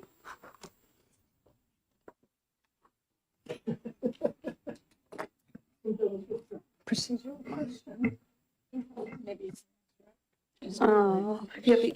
Representative Balboni. Just a procedural question because I'm not familiar with exactly how this works now. So as a committee, we don't give a recommendation. It would just, at the next, or whatever, at a session, it will go to the House clerk and the motion would just come up from the clerk. Yes, it will go on the calendar as a bill to be withdrawn. So we would not take any further action on it as a committee. Okay, thank you. No votes or anything like that. No yes or no? No yes or no. Representative Woodcock. Just thank you, Mr. Manager. So to follow up on that, so when it gets to the House, what happens? Is it a House vote? Yes, I think Is the it's similar recommendation to the consent calendar, if I remember correctly. Representative Perino? I'm familiar with the process. Yeah. The bill will be listed below the consent calendar and we vote on whether the House votes as a whole, whether or not to withdraw the bill. So it would be, if we do not withdraw, if the bill is not voted to be drawn, then it would come back to the committee and we would have to proceed from there. Okay. This hearing is still to be held because it was scheduled. Yep. It's just whether or not you want to testify is more an option. We certainly don't want to prohibit anyone from I just understand speaking. when it gets to the House, what happens. Thank you both. Yep. Representative Cornell? So I, just wrapping my head around it, it's part of the consent calendar, so it'll be in with all those other bills that are on the consent? No. It's separate from the consent calendar. It's listed it's the first, it'll be the first order of business, but it's its own entity. It's not on the regular calendar and it's not on the consent calendar. Representative Murray? Thank you, Madam Chair. Just an additional quick question. So if the withdrawal motion fails on the House floor, it would come back for a new hearing? Is that what I'm understanding? I'm guessing that is probably how it would have to work, yes. Okay, thank you. Any other questions before we take testimony? Representative Selig? Thank you. I'm just wondering, do we have numbers about like what online perspectives about this are, numbers for any of that, or? No idea. Okay. You're asking for online? I looked last night and online, you're talking about this particular bill, 1191, there were 7 in support and 122 opposed, but I didn't check this morning, that was last night. Okay, so we will move into testimony and I will call your name, and if you want to testify, come on up. If not, just let me know and we'll move on to the next person. Katja Fox. Oh. Okay. Barbara. Slayton. There you go. Yeah. I'll be very brief. Okay, no worries. For either one, yep.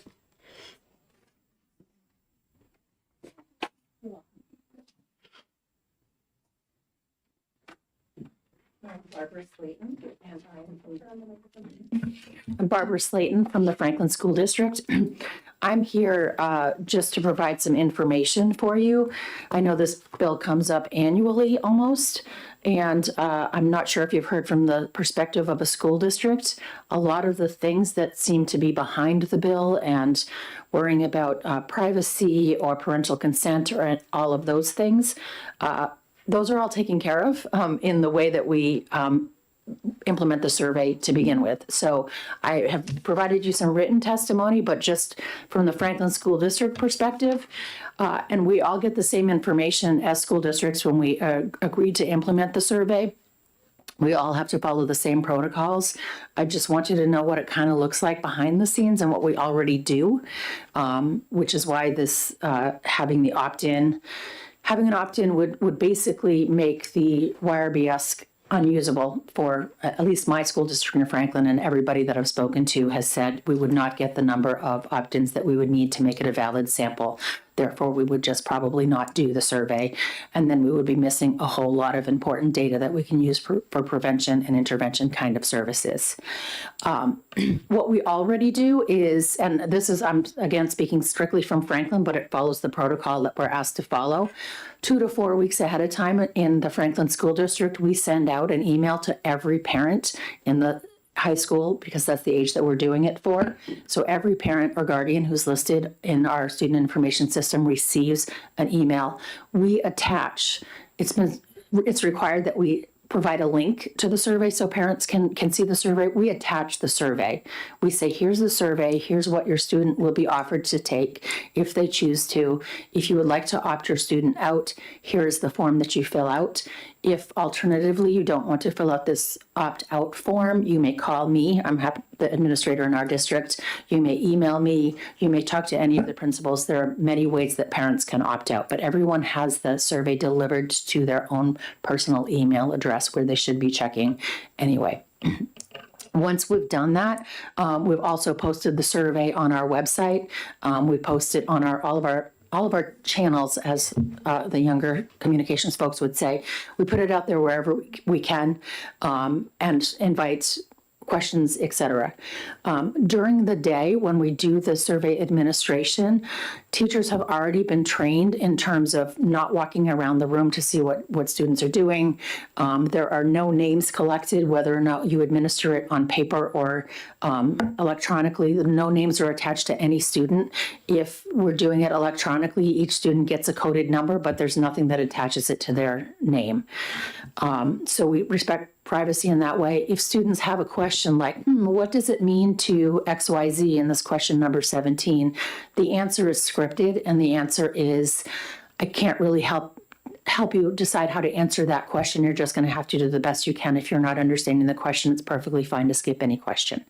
Students may opt out for themselves. So even if their parent has not opted out, they could look at the survey and say, I'm not doing this.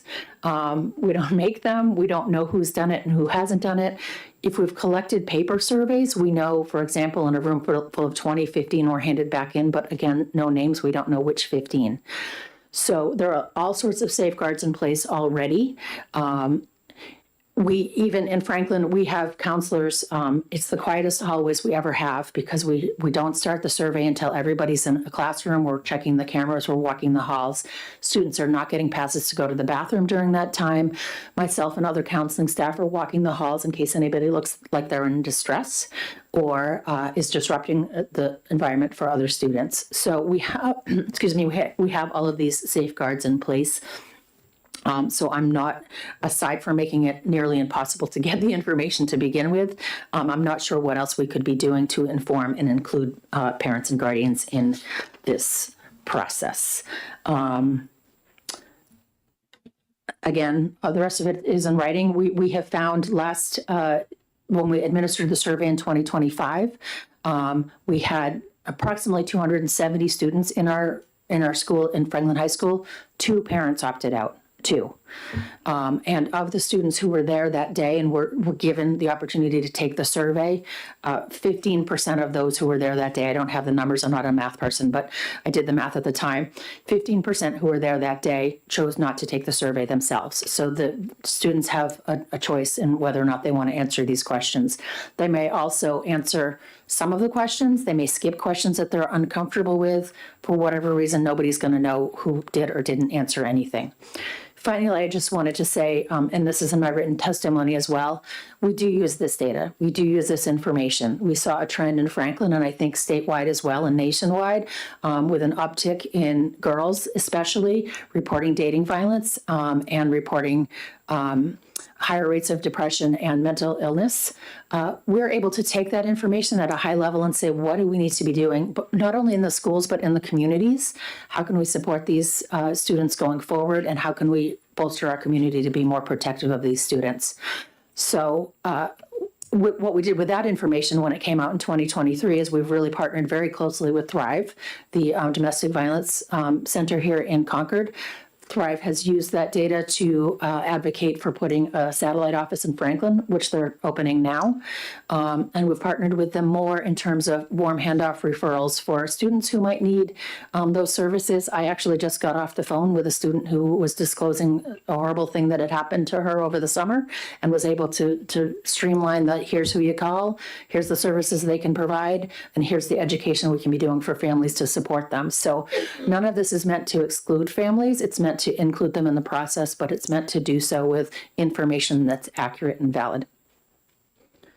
I'm happy to answer any questions. Thank you. Representative Dry. Thank you, and thank you for taking my question. So with that spectacular numbers there, what makes you think you wouldn't make the cutoff number if you made it opt-in?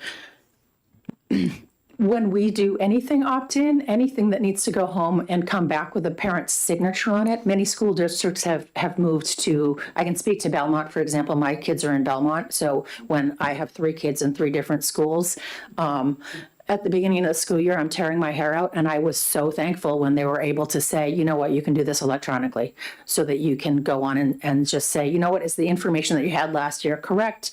If it's not, what needs to be updated? So anyone in the room who's a parent, I heard you chuckling a little bit, because if you have 3 kids, especially if they're in 3 different buildings, you're like, what is happening here? So I know as a parent, and this is what happens in Franklin as well, is that if we send something home or say, you must print this out, sign it, send it back, or even you must sign up for this for your student to be able to take this, the return rate is so low. There are national studies about this. I can tell you what happens in Franklin. We did, at one point, we did something else. This was a few years ago, but this is just kind of for scope. We had done sort of there were 70 kids in our middle school who were identified as possibly benefiting from more supports in certain areas based on what teachers were seeing in the classroom. So we were reaching out to parents to say, you know what, your teachers have identified this might be more supportive for your student. Sign this permission slip if you want them to participate in this, or if you want to hear more about it. 70 students, we got 6 back. And that's when we're saying, you know, here's something that's going to help your student academically to benefit from. So unless we're going one-to-one with parents and saying, can you please give me the information back, we're simply not getting it. And I don't believe that that's because people are saying, I don't want my student to have this.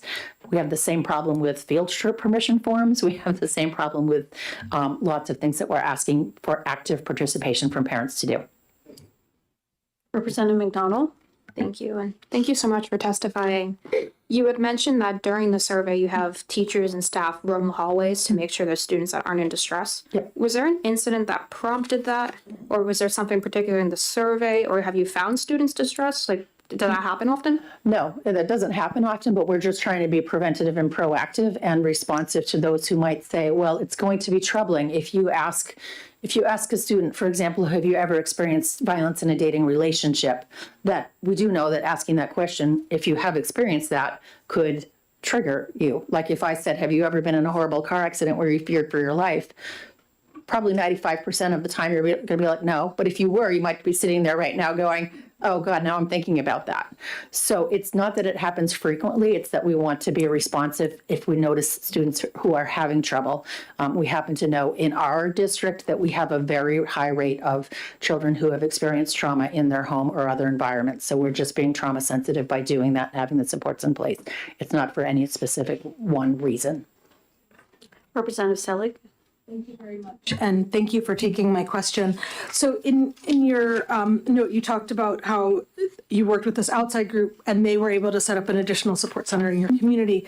But I'm wondering, since we now have sexual health incorporated, sexual violence prevention, I forget how we've worded it, as part of the health curriculum, are you able to use the information from this to revise your curriculum to not just teach people who are the victims, but also teach people how not to be victimizers? Absolutely, absolutely. And I can give you an example with the partnership with Thrive that's just moved into Franklin. We've always had a good relationship with them. This fall, we had a particularly troubling incident of a 7th grader who was bullied.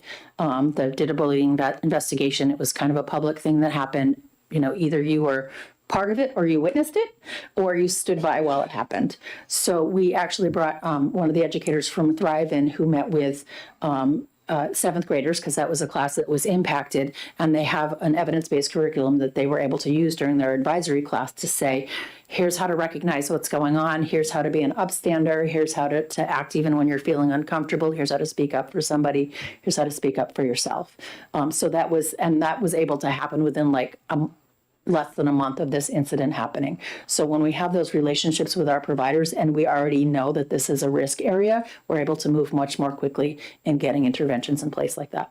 But we also use the information to answer your question about, you know, if there's a lot of, if we had a lot of students saying, you know what, one of the questions is, you know, do you use birth control? If you said yes to you're sexually active, then do you use birth control? If the answer is no, then we need to make sure that we're emphasizing that in the curriculum. Ask follow-up. Follow-up. Thank you. So I appreciate that. I guess my question is more, if you become aware that there's a high incidence of dating violence, for example, do you adapt your curriculum in those health courses that teach about those things, not targeted at lessons for the victim, correct, but targeted at people who might not be aware the things they're doing is victimizing someone else, so that they would not do the actions that would lead to their being victims in the first place? Correct. Yes, both sides of that coin. Representative Woodcock. Thank you, Madam Chair. I just want to thank you for testifying. The thoroughness with which you presented your information and what happened in your school system. When I first saw the bill was being withdrawn, we've obviously, after 8 years, I've seen the bill multiple times. That's the most complete identification of what actually happens in the schools. And thank you so much. You're welcome, and I'm grateful that it was withdrawn. However, I needed to have my voice. I think this information might be useful in the future should this come up again. Thank you, Madam Chair. Thank you. Are there any other questions? Seeing none, thank you very much.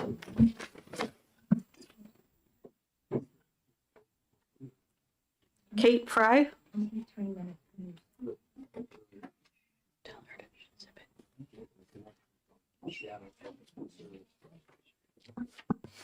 Good morning. My name is Kate Fry, Vice President of Advocacy at New Futures.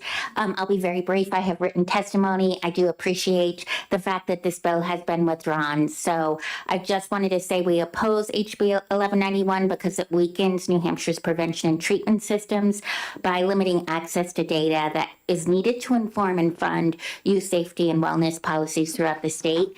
The current statute, as it's currently written, strikes the proper balance between parental interest and maximizing participation, and it shouldn't be changed. So again, we do appreciate the fact that this bill has been withdrawn. Thank you. Are there any questions? Seeing none, thank you very much.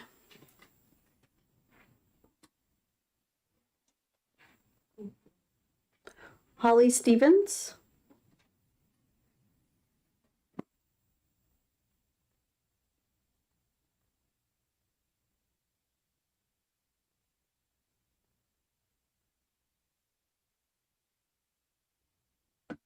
Madam Chair and members of the committee, my name is Holly Stevens. I'm the Director of Public Policy at NAMI New Hampshire, the National Alliance on Mental Illness.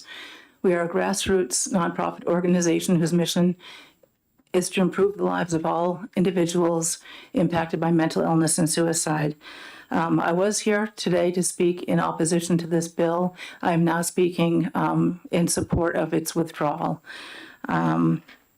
For several years, New Hampshire has worked diligently in supporting youth mental health and connecting young people to the care they need when and where they need it to prevent suicide deaths. I spoke to your committee either last week or the week before and identified some statistics for you in that in New Hampshire, the leading cause of death for 10 to 14-year-olds is suicide.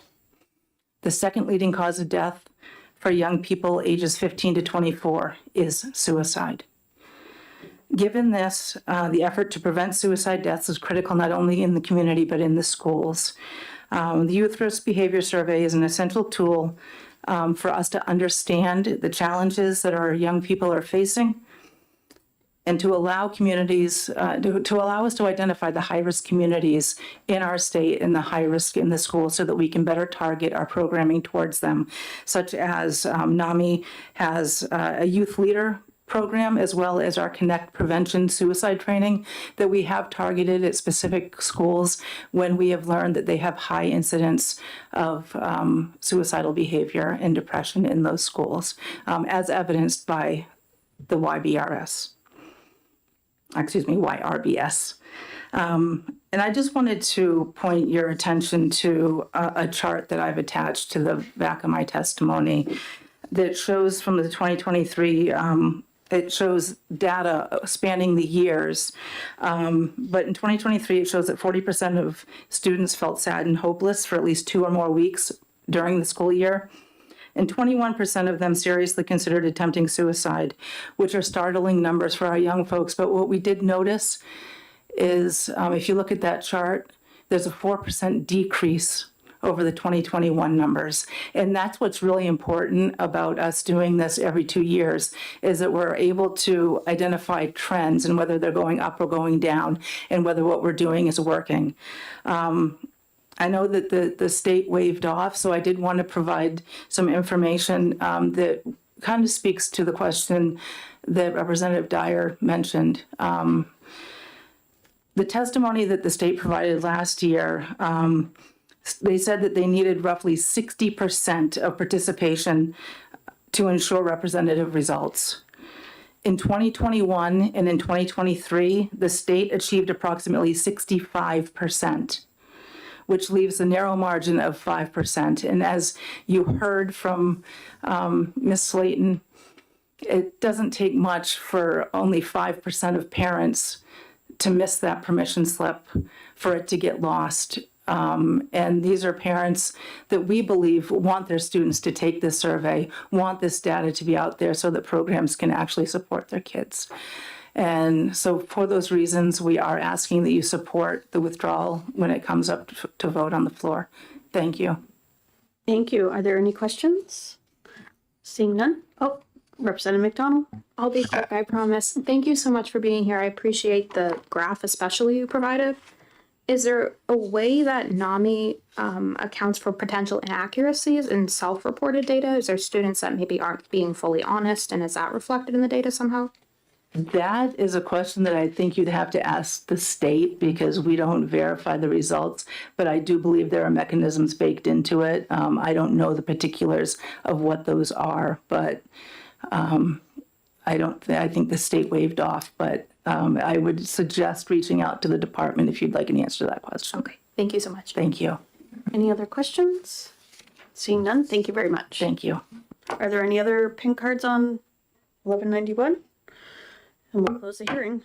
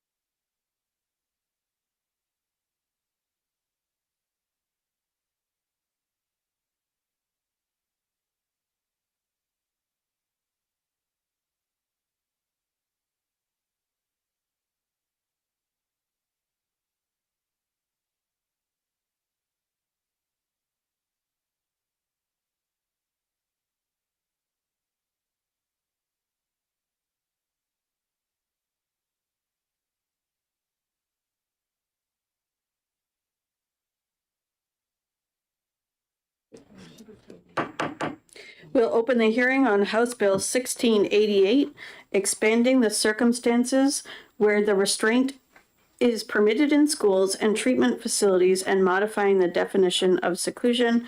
And I recognize the prime sponsor, Representative Drago. Good afternoon, members of the committee. It's good to see you all again. I am Mike Drago. I represent the town of Raymond. Introducing HB 1688.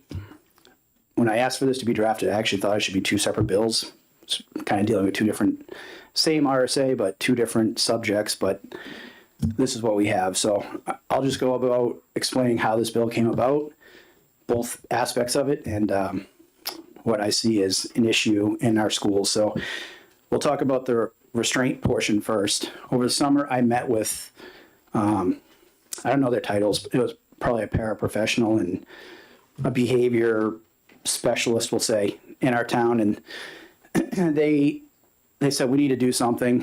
One person, she had bite marks all over her arm, scars from being bit by a child. The other one that sat across from me was stabbed in the face with a pencil. And so I started asking questions. I'm like, how does this happen? I said, were you alone? She said, no, there was a teacher at the door. I said, so the teacher didn't try to help you? She said, well, no, she's not trained. She's not allowed to, touch the kids or whatever. I said, oh, that's interesting. It seems strange that there would be an adult watching this happen and not doing anything about it. And I said, well, what did you do? How did this happen? She said, well, we're just taught to step to the side, to back up, to try to avoid the situation and not do anything else. I said, well, that makes no sense. Like you're not even really defending yourself. Not that you should have to defend yourself, but at least be able to stop getting hurt in the instance that she was. But nothing was done about it. So at one point in the meeting, I said, no offense, but it's not like you guys make a ton of money. Like you could work anywhere and not get beat up on a daily basis. Why do you keep doing this? And they said, well, we love the kids. And so in my mind, I said, well, then we have to do something to protect these people, because who wants to show up every single day and get bit, slapped, punched, probably not punched, but kicked, whatever.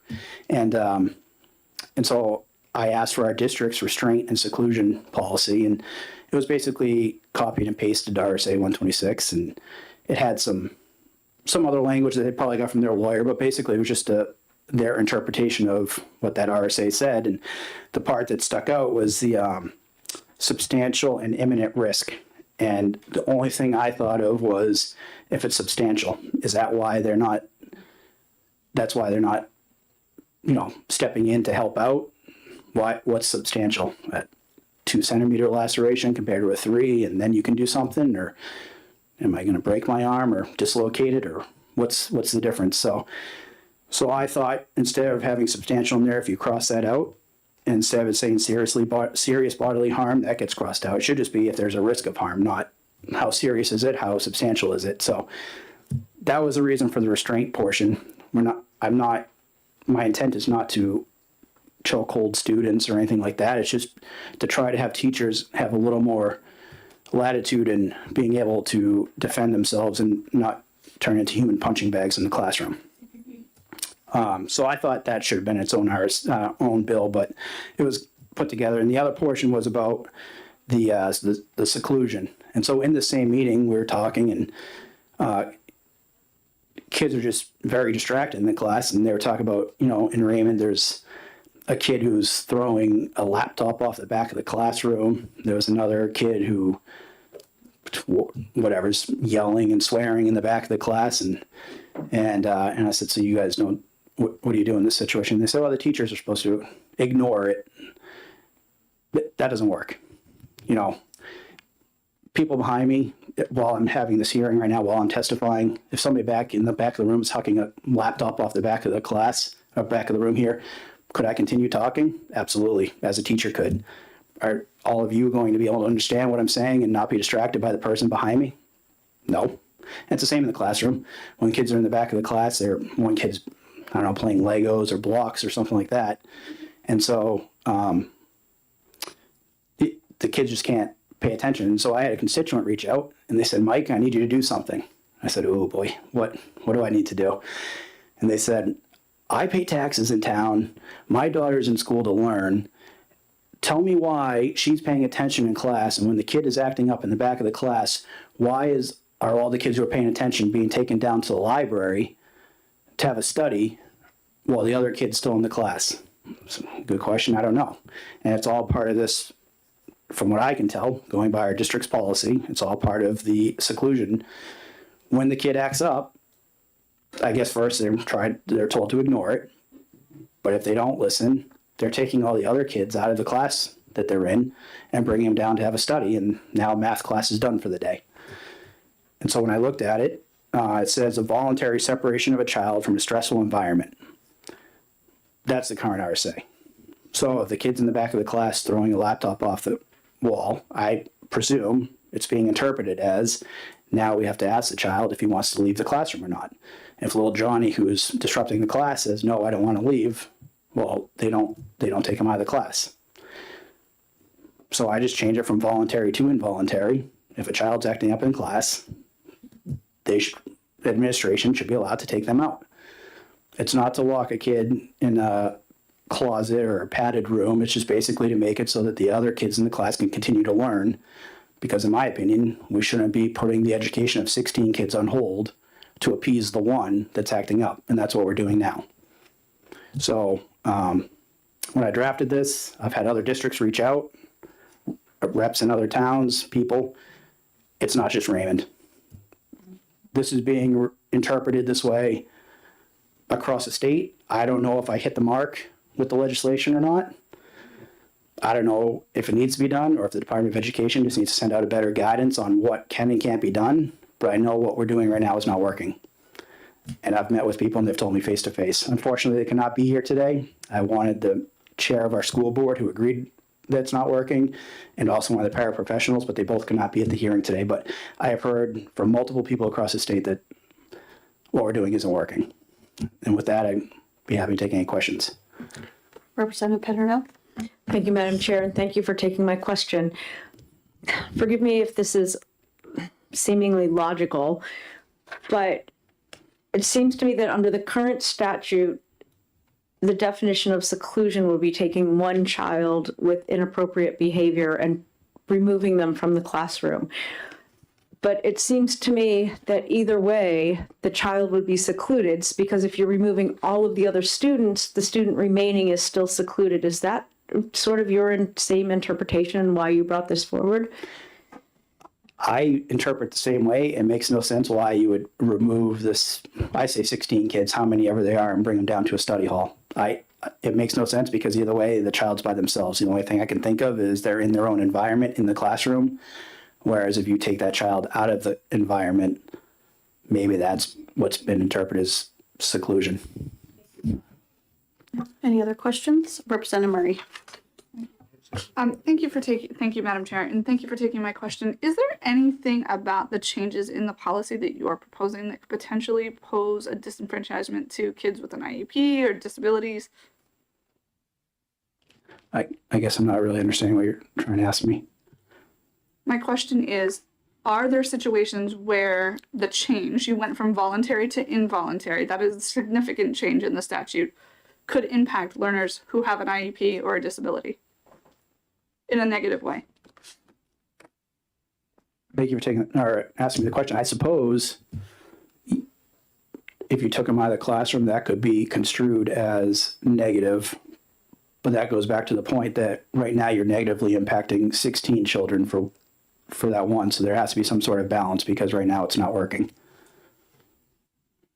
Are there any other questions? Representative McDonald? Thank you, Madam Chair, and thank you for taking my question. You stated that your intent was to give teachers latitude to defend themselves. And the NEA and AFT, they also represent teachers and the largest teachers unions in the state. So I'd imagine they would want to do the same. Have you spoken to them if they support this? It's a good question. Nope. Honestly, I put this in because it's something that I saw as an issue, and we'll see where it goes. Representative Selig? Thank you, and thank you for taking my question. So you brought up a specific case that happened in your school that you had a concern about. Do you know whether the school is doing any sort of in-service training for teachers about different strategies for addressing student misbehavior, student disruption. And I just think back to my years as a classroom teacher and then running our in-school staff training, where we talked about different things that might come up with students and different approaches to addressing them, which might in some cases be ignoring them, but in other cases addressing things in different ways and having actual training for the people working with the children rather than doing something that punishes a child. No, that's a good question. When I first started talking about this, I thought it was just an issue in Raymond, like I said, but it's turned out to be more than just Raymond. What they say is that they're doing it how they perceive it to be the right way by the RSA. And what I told you is happening is what's happening. And it's not just Raymond, it's happening in other towns. But like I said, maybe there needs to be better guidance from the Department of Education. Maybe the RSA is right. Maybe it just needs to be better training on what can and can't be done. I can't answer that though. Representative Freeman? Thank you, Madam Chair. Thank you, Representative, for taking my question. So I'm not going to ask you any questions about the professional educational piece of it, because you're not an educator, and I understand that. But do you believe, based on all of the people that have come to you with their concerns about this particular policy, do you believe by removing a child, whether they have an IEP or not, that you're actually doing what's in the best interest of that child? Of the child with the IEP. Or any behavioral issue that is prompting that type of negative behavior in the classroom? That's a good question, and I don't know if I can answer that because I think every child has their own set of learning. For whatever reason, they have an IEP, and I don't know what each designation what they need specifically. I'm hearing from a lot of constituents who are upset that their child is trying to learn in a class and they just physically can't learn. Follow up? So you're not aware of those parents that have come to you, or those teachers that have come to you, that the children that could be adversely affected by not removing that one child could also have an IEP or a 504. So they could be adversely affected by them being removed from the classroom, even though they're not displaying negative behavior, correct? Yeah, no. So I heard the people that I spoke to dealt with the children with IEPs and the 504 classifications, and they said that this is a good idea and something that needs to be done. But I can't speak to if it hurts a child or not, because I don't know what each classification is or what specific they need to have done. But yes, they said something needs to be done, and they was like, oh, cool, this is not a bad idea. Thank you. Madam Chair, one more follow-up? Sure. Representative, do you feel that by taking a child out of a classroom, even if they have an IEP or a 504, is not a punitive measure, but more of a safety issue?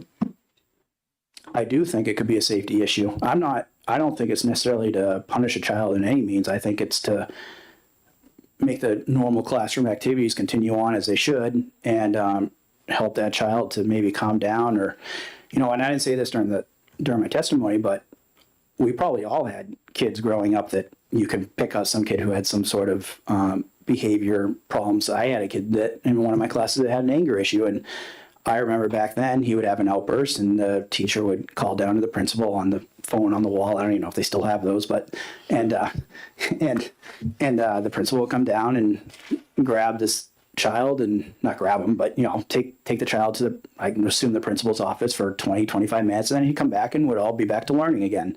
It just does not seem like that's happening anymore. And I don't know where the change happened. I'm not proficient in education policy, but somewhere along the lines, there was a switch that was made, and I don't think we're doing a service to the kids who are there to learn. Thank you. Any other questions? Seeing none, thank you very much. Thank you.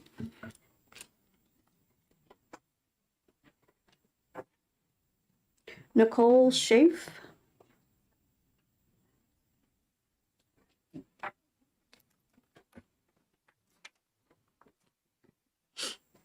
I apologize, Madam Chairman, I did not make enough copies.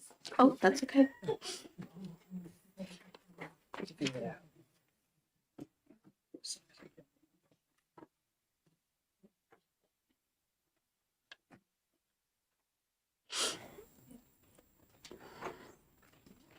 I'm just gonna show you some pictures. I don't know if I can see them. Don't even go down that aisle. Hi, Madam Chairman. My name is Nicole Sheaf. I am a licensed occupational therapist for 25 years. I'm also the mother of 4 children. I reside in Exeter.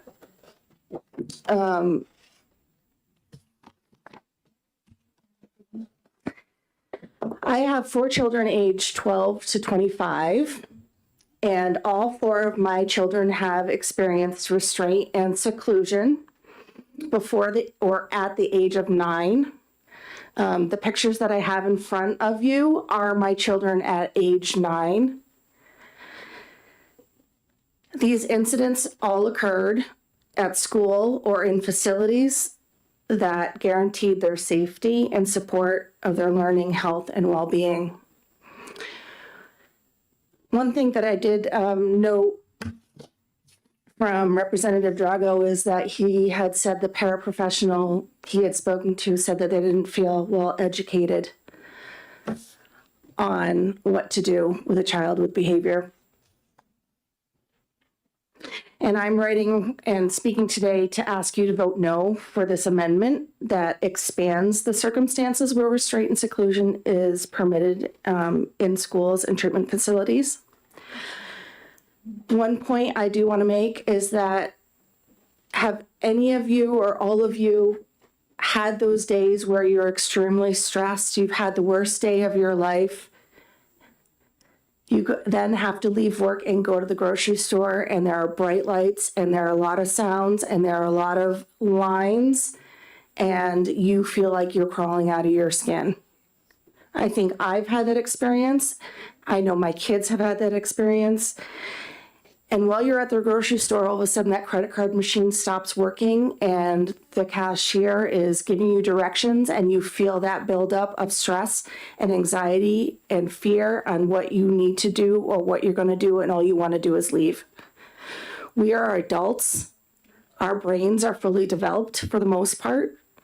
And we're asking kids who the neuroscience suggests, and I added a article in the back of some of my testimonies from the Health and Human Services Department about the neuroscience of emotional regulation and how it impacts education. Why are we expecting kids to be adults and to respond appropriately with their language? Behavior is how kids express that something's not working and something may need to be different. I have my now almost 13-year-old wasn't restrained until she got to 3rd grade. She had no previous incidents of restraint, had no paraprofessional, but she was very overwhelmed with the bright lights. She became overwhelmed with noise, with directions, and she would hide behind a desk. She'd just hide. And the behavior implications was to move her from behind the desk. And when they moved her behind the desk, she bit, she pulled hair, she screamed, and she fought, and they restrained her and put her in another room. This is my 13-year-old, who's now 13. She was 9 in this picture. She plays violin. She does aerial gymnastics. She skis. She's an honor roll student. All my kids have average, if not high IQs. They all have learning disabilities. All of them have recently been diagnosed with PTSD. My 25-year-old, my 21-year-old, my 17-year-old, and my 13-year-old just this year. They have nightmares about being restrained. They have nightmares about being secluded. If we as adults cannot handle the stressors of going shopping after a busy day, why are we expecting our kids to pull it together, especially when you have an IEP and you have language needs, you have sensory processing needs, or you just didn't eat breakfast this morning? So I agree with what Representative Drago said about training and education. Why are these kids, my children, having these behaviors, showing this need to retaliate or shut down or fight? And because they're not doing what they're supposed to be doing, my daughter just sat and listened to class behind that desk, but she needed to be learning. And it got to the point where every single day, my daughter was being dragged out from behind that desk. She started fighting, she started biting, she started hitting, and they secluded and restrained her. And it got to the point where I called the school and said, I'm going to pull my daughter from school if you continue to touch my daughter. Later, do we know she has high functioning autism, level 1 autism? She's very social. She masks very well. She has friends. She does a lot of things, but she has a lot of sensory processing needs.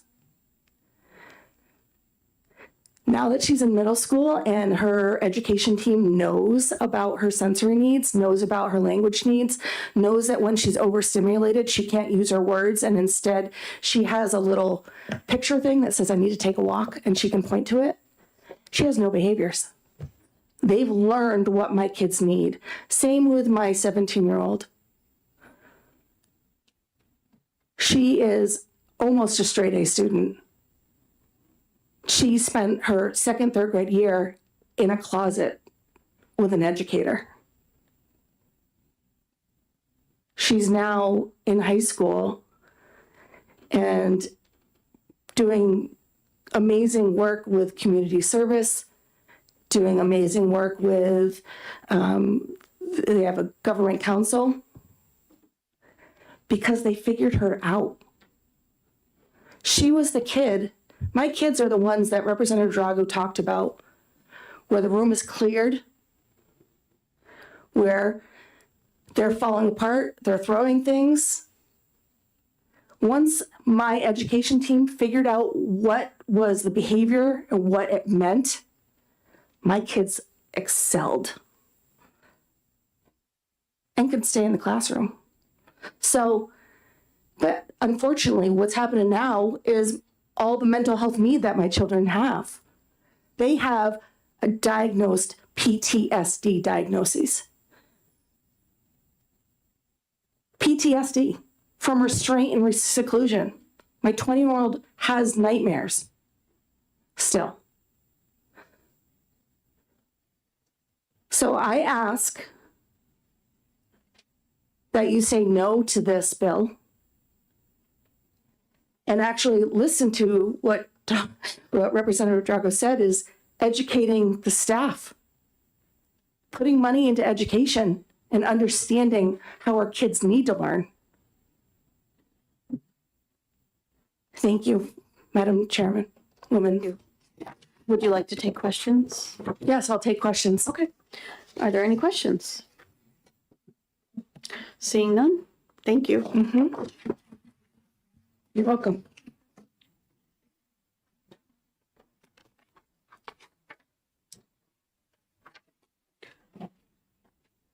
Michael Skibby?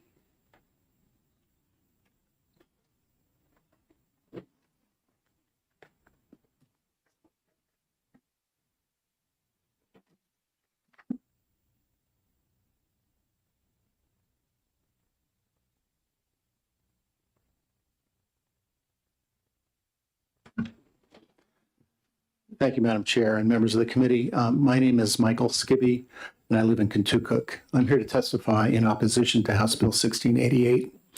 I became very familiar with this statute because, and the process that led to its enactment, as I was extensively involved in that process when I was at the Disability Rights Center. I was policy director there until 2022. If this bill passes, I think it will significantly increase the risk of harm to children in schools and treatment facilities. It removes most of the protections in current law that keep children safe. The existing statute strikes an appropriate balance between the operational needs of schools and facilities and the protection of the health and safety of children. House Bill 11 1688, I'm sorry, would dismantle that balance. Chapter 126U, the chapter that this seeks to modify, was enacted in response to serious concerns about the dangers of restraint and seclusion. It was a growing national awareness of this, and in New Hampshire, the Disability Rights Center had received multiple reports of children being seriously injured in public schools. Those injuries included broken bones and dislocated shoulders. The Disability Rights Center also investigated a severe injury at the Sununu Center in Manchester, where a child had suffered broken facial bones. This led to a broader investigation into how restraint was being used at that facility. The bill to enact Chapter 126U was introduced in 2010, shortly after these investigations and these complaints coming to us. It was introduced by Senator Scombatti, who was a former Deputy Commissioner of Health and Human Services. The bill received extensive hearings. It was in at least two. I think there were 3 committees in the House and 2 in the Senate that reviewed the bill. There were extensive public hearings and work sessions. Lawmakers worked closely with advocates who were advocating for enactment of the bill, but also with representatives of schools and facilities to address the operational concerns that they brought forward in response to the proposals. An excellent example of that collaboration is the provision that begins on line 3 of the bill. That is a provision, unfortunately, just the way that the system works is that you don't see the full section, you only see the subsection, but this is a small part of the definition of seclusion in the statute. And this is a section that was inserted so that schools were permitted to use timeouts, basically to assist a kid to leave a stressful area or situation and go to a place where they can be away from peers and away from whatever the stressors were, so that they can calm down. I think that this does not, I think that when you remove the provision of it being a voluntary separation, then you've removed it from what the original intention and the original compromise was, to allow a voluntary separation and calming down process. It is a very small part of the definition of seclusion, however. After the law passed, reports of restraint-related injuries to the DRC reduced significantly. Everybody remarked in the office about how we were not getting those reports as we used to. In 2014, the legislature revised the statute. They clarified some of its sections, and they added the seclusion provisions. During the time leading up to the 2014 legislative activity, the Disability Rights Center had received a number of reports of improper and harmful seclusion. I very clear memory of us hearing about a case where a school had built a plywood box to put a child in during periods of what they considered to be disruptive behavior. I heard from a legislator during the legislative process about their daughter, who was a teacher, who told him about a closet without windows or its own ventilation being used for seclusion in a school in the North Country. And we heard from some parents about seclusion being used for infractions as serious as tearing paper. And this was a child who was nonverbal, very severely disabled, and this child was being secluded for tearing paper. One of the problems was that that many of the more severely disabled children's parents were not hearing about this because the children were unable to communicate about what was happening to them. And one of the real concerns about this section of the bill is that it would, by taking something out of the definition of seclusion, it removes the obligation of a school or facility to notify parents when something has happened.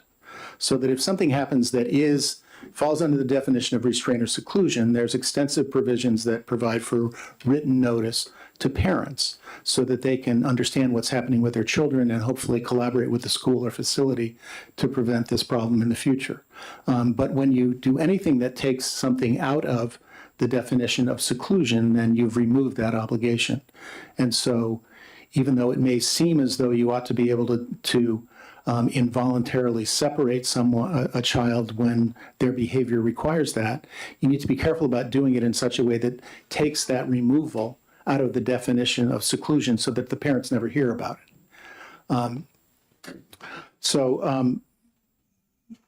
I think that it's important to sort of look specifically at what is happening here. By taking the definition, by modifying the definition of seclusion, then you're excluding, as I said, the requirement of parental notifications. It's important to understand that existing law allows for the involuntary removal of a child from an area under each of the circumstances that the sponsor of this bill described to you. When a child is being disruptive, the law permits an escort away from the area where the disruption is happening, even if you can't meet the legal threshold for restraining a child. You're permitted to take them by the hand and remove them by walking them from the area. So this idea that all that can happen is that you have to remove all of the other children, and you can't remove the child, is just a misreading of the statute. And I know that there are a lot of educators out there who believe that the statute should be interpreted that way, but I think every lawyer that I've talked to about how this statute is worded would agree that you do have the authority as an educator to take a child by the hand, even lift them up off the ground if they're having a tantrum, and take them by the hand and remove them from the area that is disrupted. The second part of the bill, I think, is even more problematic. Current law allows for restraint only if there is a substantial risk of serious bodily harm. This statute would significantly lower the threshold in both regards. So it would change the requirement to any risk, not a substantial risk, of any bodily harm, not a serious bodily harm, any bodily harm, no matter how minor. This means that the risk could be equivalent to a mere possibility. If it's not a substantial risk, then it could be a risk of any degree, which could be as little as a possibility. We all run risks when we walk down the street. And nobody leads a risk-free existence. And if you don't have a modifier in the statute that says this has to be a pretty serious risk or a significant risk or a substantial risk, something like that, then you're basically permitting restraint to be used when it's a mere possibility. The second thing that it does is it removes the modifier of a serious bodily harm that is being risked. So there's the degree of the risk and what is it that's being risked. And by saying that it can be any bodily harm, it doesn't have to be serious bodily harm, then what you're talking about is really anything that causes discomfort, bruising, a scratch, momentary pain. Any of those things have been discussed in the law as being harm to a body. And so if you say a minor risk of that minor of a harm is enough to restrain a child, you basically have removed the requirement that restraint be justified by some danger to the child or others. It's the core of the protections that were enacted by the chapter. And so I think that it lowers it so far that there's really no meaningful threshold at all. And when you remove the threshold, I think you can expect there will be more restraint. And when you get more restraint, I think you can expect there will be more injuries and there will be more trauma to the children who experience it. It can be very traumatic for the staff who engage in restraint incidents. It can be extremely traumatic for children, particularly young children, who stand by and watch this kind of an interaction happen. I think you're looking at a significant harmful consequence if this bill is passed. So I will leave it at that. I do want to make a quick comment or two about what Representative Drago had to say. He talked about a stab in the face. He talked about bite marks that left scars. All of those things are serious injuries. under really any definition that I'm aware of that would apply in this kind of a circumstance. So at the very least, you have a right to defend yourself. It's right there in the common law. It's in our criminal statutes. If someone tries to assault you, no matter what age they are, you can defend yourself. And the restraint and seclusion statute does nothing to diminish that right to defend yourself against an assault. The circumstance of throwing a laptop, yelling, resulting in removal of kids, I understand that some people find that challenging because the child is not actually assaulting somebody. So what is it that we can do? Well, that's why we wrote in the portion of the chapter that says that under any circumstance, you can pick up a kid, you can lift them to their feet and remove them from an area so that the disruption ends. And you don't have to interrupt the education of 16 or 30 or an entire auditorium full of kids because a child has become disruptive. I think that the sponsor has identified the real problem here is that there's been a real shortcoming on the part of school administrators and perhaps the Department of Education in terms of making sure that the people who are subject to these regulations understand not only what they can't do, but what they can do. Because it's explicit what they can do. It says you can do that escort. So I'll leave it at that. And I'm happy to answer any questions. Representative Selig? Thank you very much, and thank you for taking my question. So based on your ending comments, would you say that by investing in having teachers and paras and all the various support staff, school psychologists and so forth, have more specific training in how to identify things that are likely to cause difficulty for students or cause some of the behaviors the representative was attempting to address, and finding different strategies for addressing it might be a better use of time? Well, I think that that's sort of to the side of what I was talking about, which is sort of what the law permits. But you are absolutely right that there are lots of tools short of laying hands on children or secluding them that can be used to diminish the risk of injury, diminish the disruption that may happen in classrooms. And I think that there are a number of public schools in the state that have experience with that. The multi-tiered systems of support program has been demonstrated. I mean, the original implementation of that whole approach to dealing with the mental health needs of children and associated behaviors, all of that came as a result of some initial seed grant money that was used to sort of start some pilot projects. And they studied it extremely carefully, and they saw a dramatic decrease in the use of discipline in the schools that did that. And I think what that translates to is less disruption, less physical interactions between staff and children. Representative Pedernal? Yes, thank you, Madam Chair, and thank you for taking my question. This situation obviously requires a significant amount of moral and ethical consideration, but I am really caught up on the use of the terms voluntary and involuntary, because if you're removing, in these situations that seem to be extreme but not necessarily uncommon, and you're removing all of the rest of the students from the classroom, in a sense, the student who's remaining because of the behavioral issues or whatever is the situation is, they're still kind of involuntarily separated from the rest of the classroom, and they are remaining in the environment that was stressful in the first place. So I'm really grappling with the use of the word voluntary versus involuntary. Is there another word that would be better there?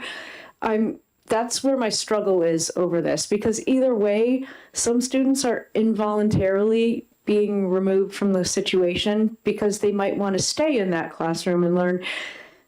That's where my concern is the terminology. What's appropriate here? Well, I think it's a difficult issue to grapple with because the law does not require what is being described to you. The law does not say you have to remove the kids and take them to the library. The law says you may get the child to agree. Sit down with the kid and say, listen, you're really upset. I think you and I should go outside and let's calm down a little bit, and I'll sit with you, and we can try to get, you know, your behavior under control. But if they don't want to agree to that, then the law explicitly permits the staff member to say, okay, I'm going to take you by the hand and we're going to go outside, even though you don't want to go outside. So I'm not trying to resist your question, but I think that the problem that you've identified, which is the difficulty when you remove kids from their peers or remove them from an area where they could continue to be educated, is not one of the statute, it's one of practices. And it's not practices that are required by the statute by a long shot. Representative Litchfield, follow up. So there's a missing piece here. So what is the missing piece? Is it more education for the teachers, for the paraprofessionals? Something is missing if this is I think the missing piece happening. is that I mean, I've never talked to a school administrator about this, but I've talked to a lot of teachers who have told me what they've been told, including my spouse. My speculation is that a degree of sort of risk aversion has settled in so that they are prohibiting teachers from responding to disruption in a way that goes far beyond what the statute prohibits teachers from doing. All the teachers have to, you know, keep from doing is laying hands on a child who's not being dangerous to themselves or others, or in the case of an escort away, being disruptive. That's all the teachers need to do. They don't need to, you know, find a new place for their class to take place. Thank you. Representative Litchfield. Thank you, and thank you for taking my question. When you had originally testified, if I heard you correctly, I thought you were not comfortable with the language being removed, substantial or serious bodily harm. Are we not minimizing these behaviors?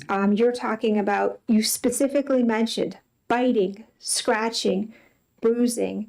The children that are in the mainstream classroom, don't they and their parents have a right to know that when they send their child to school, that they will be safe and that they will not come home with any of these types? I mean, these types of injuries, never mind going to the school or the school board or the administration, this would be to the level, if it happened enough, to the local police department.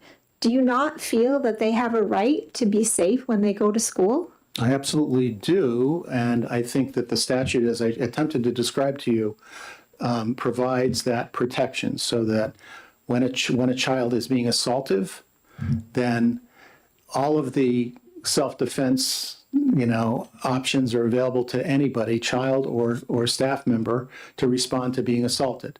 But short of an actual assault, if the child is doing something that is dangerous, that can cause serious injury, and there's a substantial risk of it continuing, then clearly the statute allows there to be an intervention, including a physical intervention, a restraint, as long as it's safely done, to actually prevent the ongoing harmful behavior. And certainly, even if it's not harmful behavior, if it's disruptive, the statute allows a child like that to be removed. And not regardless of whether they want to be removed, they can be involuntarily removed. And that does not even trigger a report to the parents. It's not a restraint. Yeah, follow up. Thank you. I want you to know I'm not being fresh, I'm being sincere when we're discussing this, okay?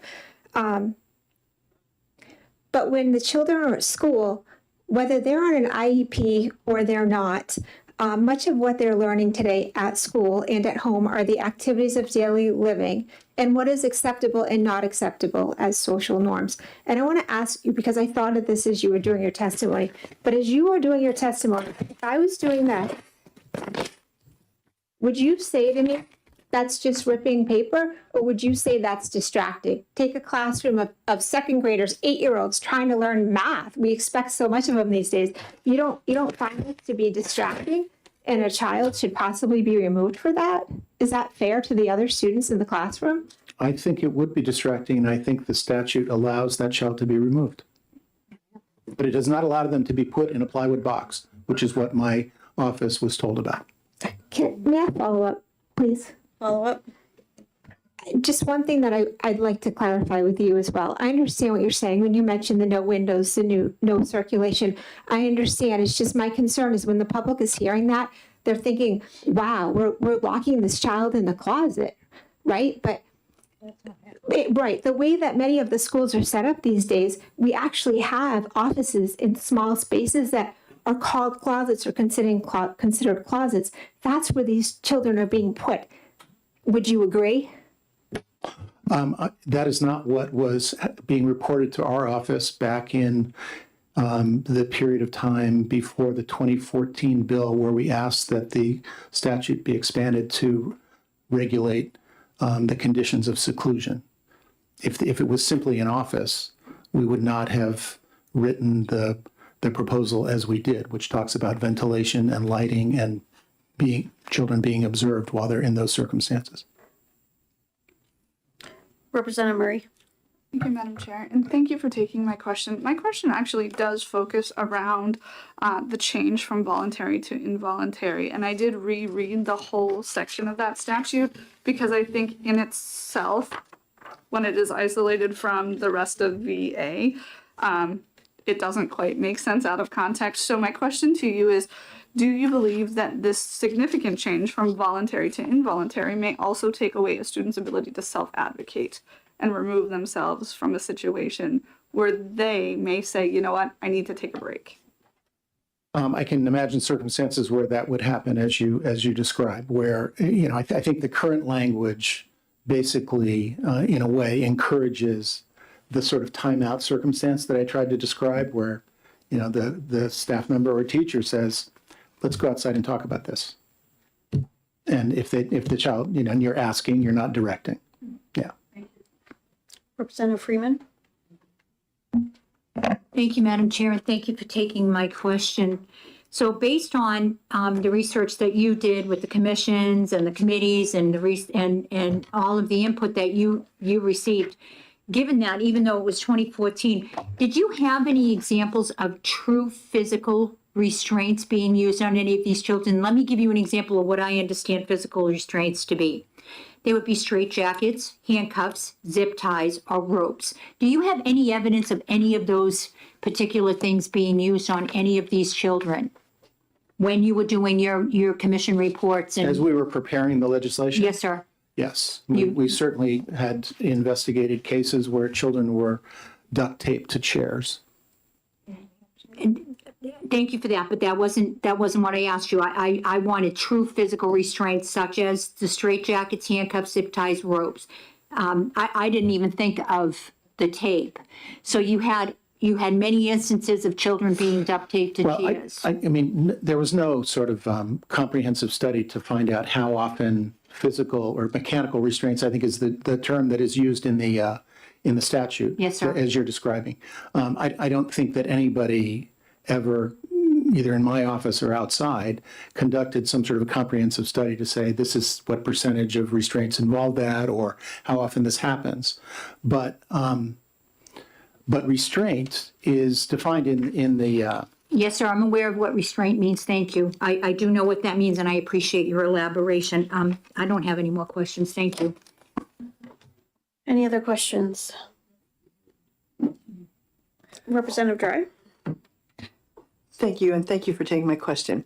So where in either this bill or the statute does it say you can take someone by the hand, lift them up, and take them out? Stand by. It is section 1, which is the definitional section. Are we talking about the bill or the? Of the statute? The statute. Okay. Yes. So if you look at 126U:1, you're looking then at a long list of definitions. And down at Roman 4, you will see there's a subsection that defines restraint. Are you with me there? Mm-hmm. Okay. And then if you go down to the letter E, it says what restraint will not include. And in the second subsection under that, it says, restraint does not include the temporary holding of the hand, wrist, arm, shoulder, or back for the purpose of inducing a child to stand if necessary and then walk to a safe location, so long as the child is in an upright position and moving towards a safe location. So you can't drag a child, but you have to get them up on their feet and take them by the hand and remove them. So that's basically, I know that it's the problem of the way statutes get written, but it's an exception to the definition. So when you do that, it means that you're not restraining a child. And therefore the trigger of a parental notification or anything like that does not apply because you have not actually restrained the child. Follow up. Constituents near and dear to my heart have complained about situations of this, of classes being emptied because of one student acting up, and asked me to do something about it. So what do you suggest we do?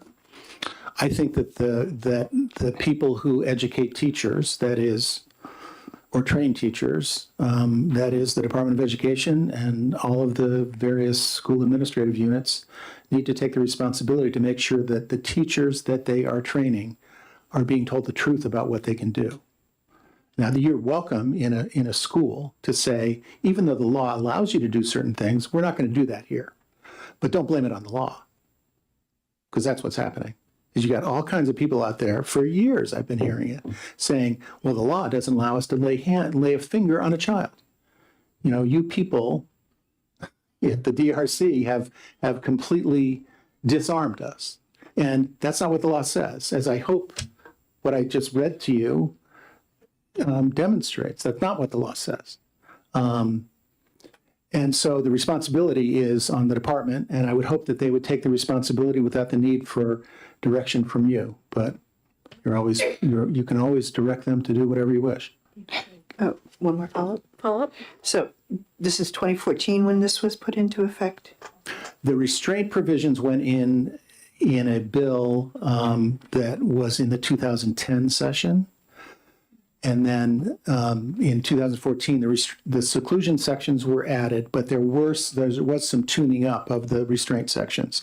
And I don't remember exactly which parts were added or clarified in 2014, but there were parts of the restraint section that were also subject to that 2014 bill. Okay, one more. Follow-up? So it's been over a dozen years, and it's been in this manner. How are we going to change that? If it hasn't been changed in 12 years. Well, I hope we wouldn't change a law that does not require what the schools are doing.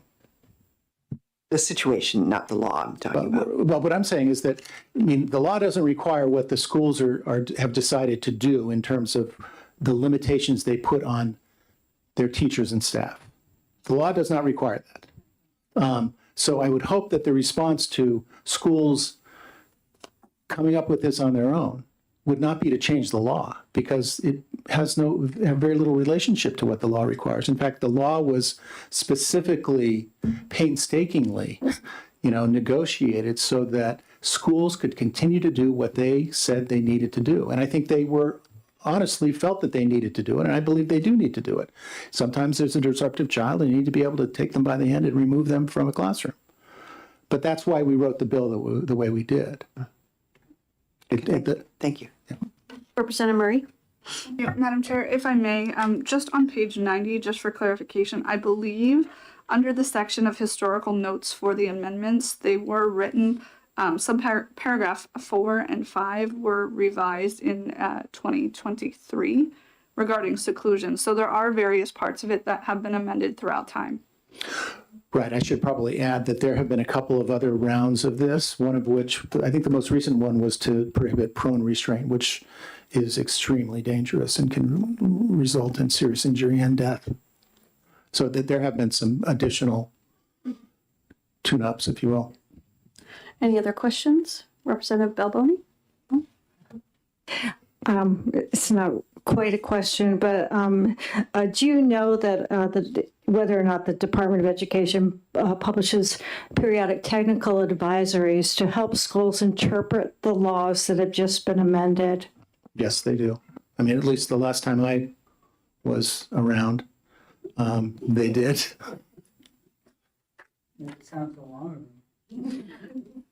Representative Selig? Thank you. Last question, I promise it's quick. Do you think it would, rather than doing a bill to increase restraint opportunities or seclusion opportunities, to write something requiring the State Board of Ed to improve their advisories and training would be more useful?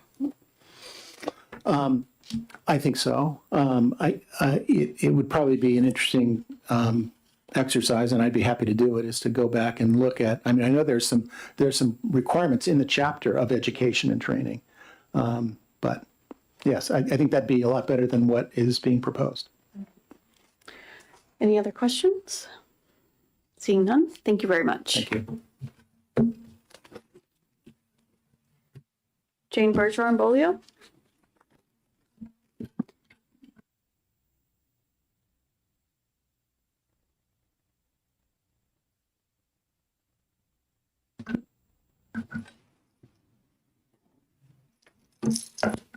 Good afternoon, and thank you for allowing me the opportunity to testify. By way of introduction, my name is Jane Bergeron-Beaulieu. I'm the Executive Director of the New Hampshire Association of Special Education Administrators, and I'm here representing over 300 leaders in the field of special education in both our public schools as well as our private special education schools. We are here today to testify in opposition of this bill.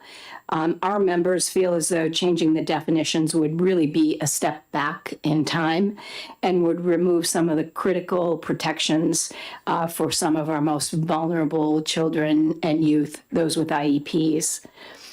I'm not going to repeat a lot of what has already been said to you, but I would say that our districts have worked really hard to work in collaboration with the Department of Education and Division of Health and Human Services in terms of developing policy, training, forms, documentation to adhere with the restraint and seclusion laws. The Department of Ed has put out some guidance, and I know that based on some of the recent revisions to the statutes, and I think it was right around 2023, more questions came forward, and we took time to meet with the Department of Ed as well as Health and Human Services. And I know that Diana Fenton was working on updated technical assistance to provide to the field. But I think it got a little bit delayed because there were some differing requirements between Health and Human Services expectations and the Department of Ed because they have that residential piece. So it got slightly delayed. I don't believe, I think Diana's leaving the department to take on a new role. So I'm not sure where that technical assistance stands, but the department has been trying to keep up and with the needs of the field. So I do want to say that that is something that's been in process. You heard a lot today about the need for training and supporting staff, whether it be bus drivers, paraprofessionals, educators, administrators. As you probably know, there's been a huge turnover in staff where it's hard to get people to go into the field. And so keeping up with training can be really challenging, especially if funding is not available. So that ongoing training is certainly essential. The other thing that you heard about today was the importance of interventions and supporting kids so they don't get to the point where they're escalating, and providing staff with the strategies, tools, and resources that they need to de-escalate kids before they get to the point of being physical. And those are all things that our association has been working in collaboration with superintendents and principals to ensure that our staff have the tools and strategies that they need so that kids don't get to the point of needing to be restrained or secluded. So I'm not going to repeat all of the things that you previously heard, but we would ask you as policymakers to take all of these points into consideration and oppose this bill. And I'd be happy to open it up for any questions that you might have. Thank you. Are there any questions? Representative Litchfield? Thank you, Representative Noble, and thank you for taking my question. So I heard you mentioned, was it over 300, was it professionals or organizations? I'm sorry. That Leaders of individuals in the field of special education. So special ed administrators, building coordinators, folks who might be school psychologists, anyone who has a leadership role, pretty typically leading IEP teams. Okay, so sorry. Thank you. My question to you is basically, I had done school board for many years, 15 years, but we found there were times, not always, that when that the membership wasn't always aware of what some of the leaders were bringing for grievances, let's say, for example. So I know, for example, Representative Drago, when he's talking about these couple of professionals, I actually had the honor of meeting with them this summer, and I did see the scar through the lip. And so my question to you is, when you're talking about representing them and how they feel, we're kind of hearing from some of the boots on the ground something a little bit differently. Is the membership surveyed widespread for you to understand how those at the ground level are feeling, or how are you getting that information? Do you know what I'm saying, or is this very high level? Thank you. Yeah, I think many of our members work hand in hand with those who are at the building level. So whether that be the principal, the building coordinators, meeting with staff at staff meetings, obviously they're aware of any complaints that might come forward. So I do think that they have a strong pulse on the boots on the ground. And I know that staff are wanting more training.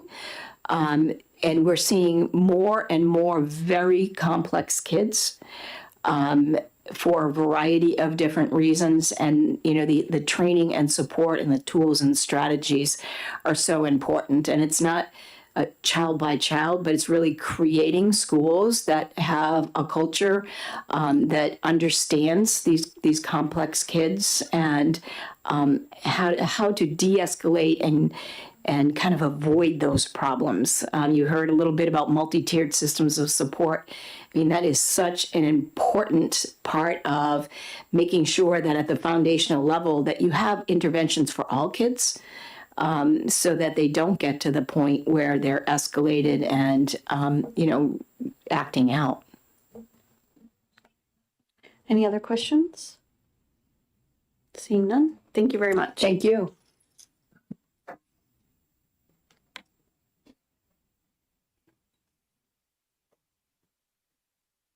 Karen Rosenberg?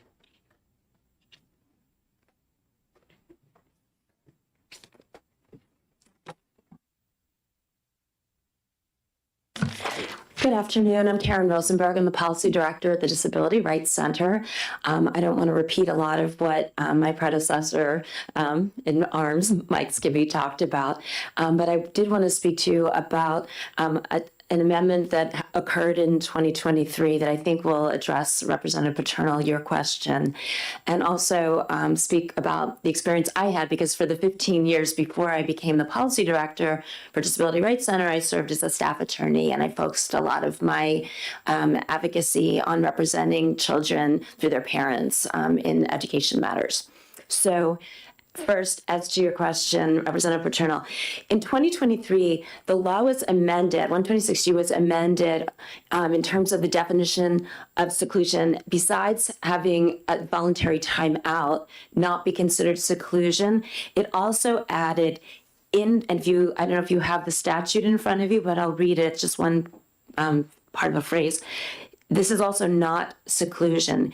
The involuntary confinement of a child to a room or area separate from their peers with one or more adults who are using their physical presence to prevent aggress. Excuse me, wait, I'm sorry, that is seclusion, I'm sorry. The term shall not include involuntary confinement. I'm reading the wrong section. I apologize. But it's been a long day and not really. If you go to the definition of seclusion, and it's in paragraph VA section B, sorry.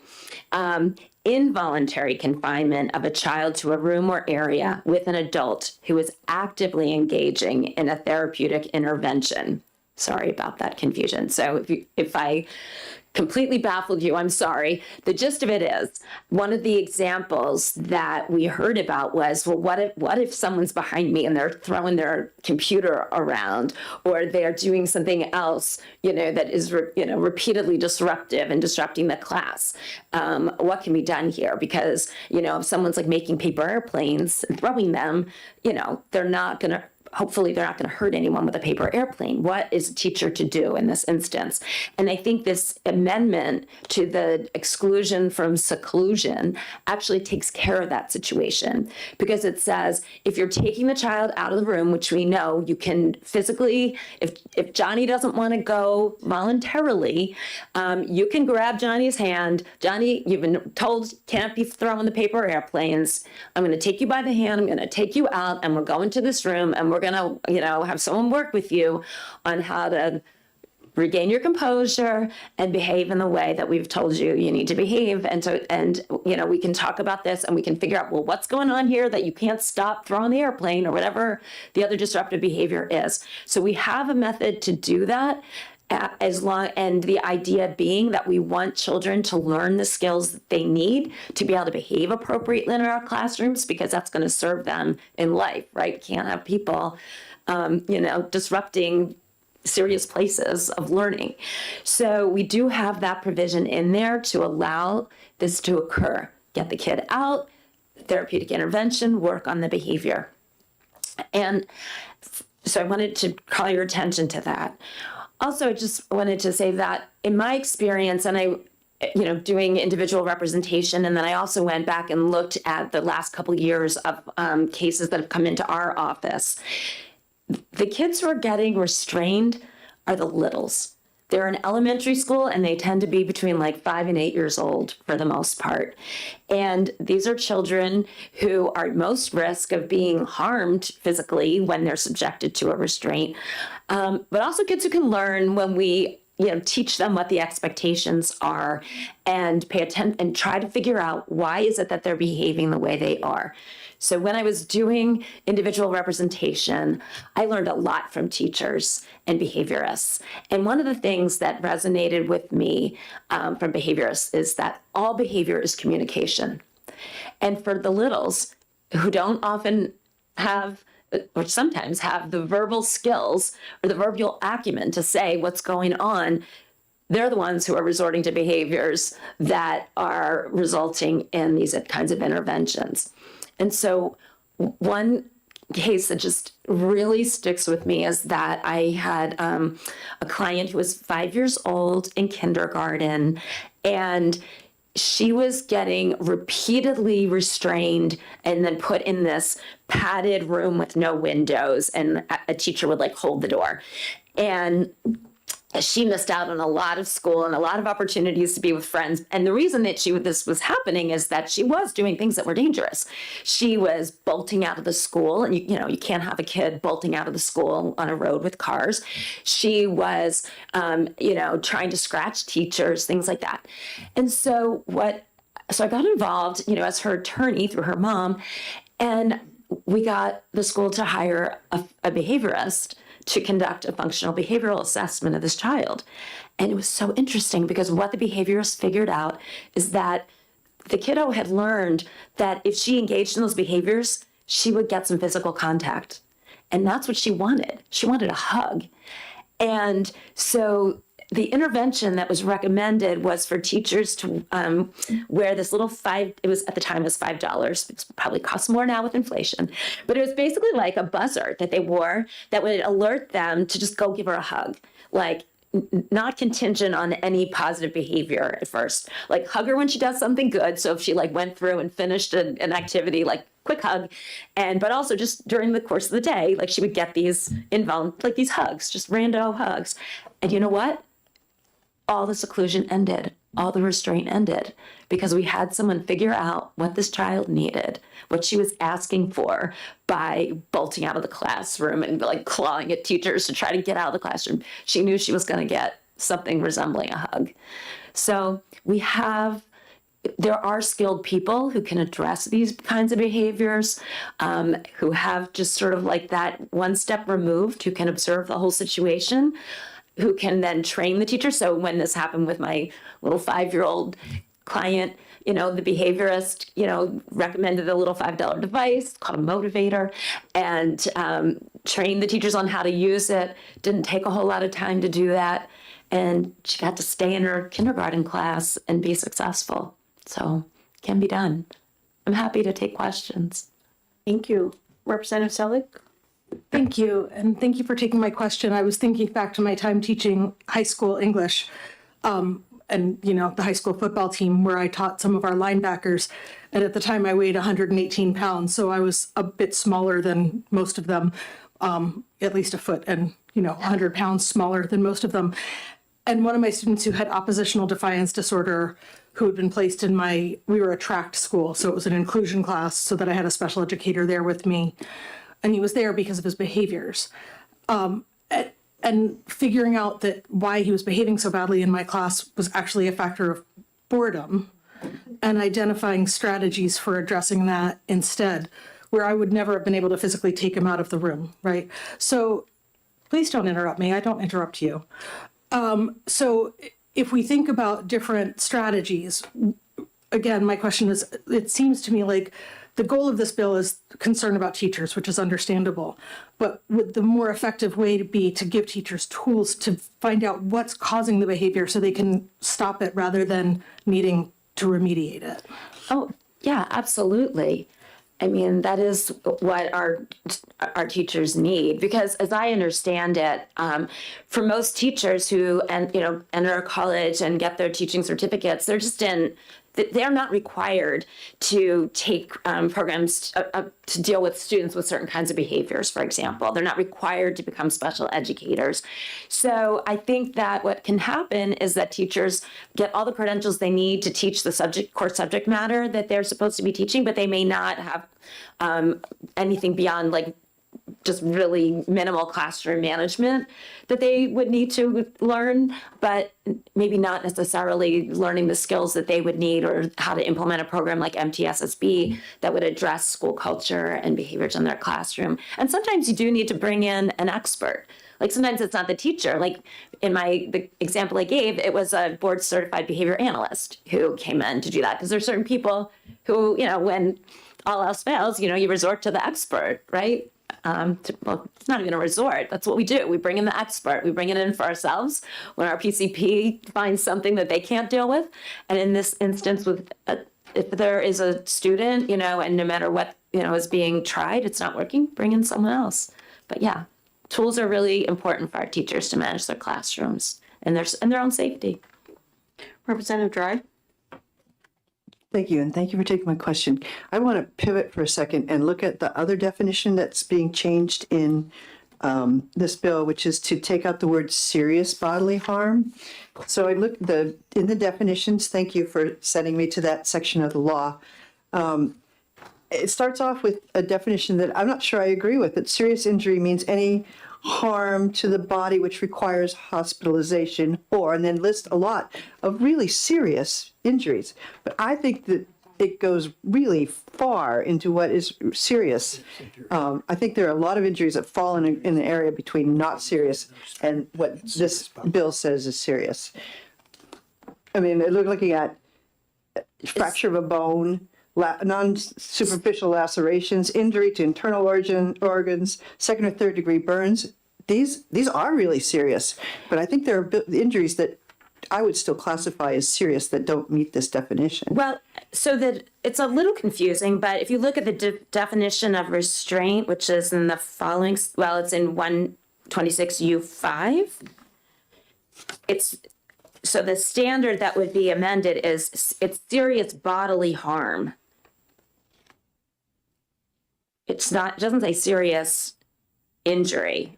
It says serious injury relates to there is a notification provision in this law that requires notification to the Attorney General's office, and actually our office, as the protection and advocacy system for people with disabilities, because we have the authority to investigate abuse and neglect.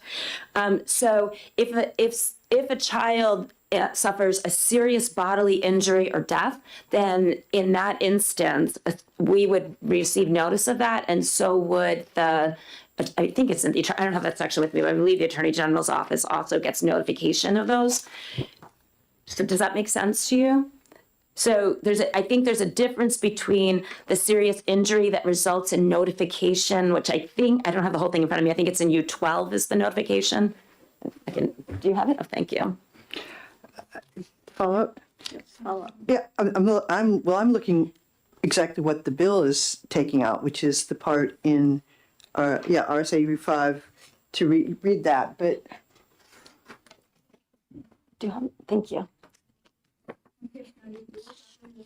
Yeah. So it's actually, where's our notice? It does talk about to the child or others, and I'm just thinking of the way that this bill has been presented was that a person would use seclusion to prevent being seriously harmed. So seclusion, the standard is a little bit lower. It's bodily harm, any bodily harm could justify a seclusion, right?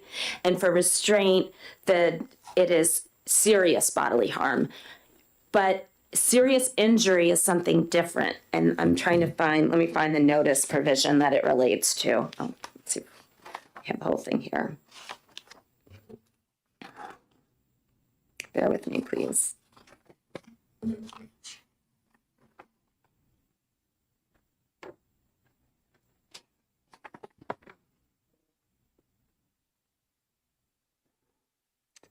Sorry. Oh, here we go. It's U10. So I think, if you look at RSA 126 U10, do you have that in front of you? Okay.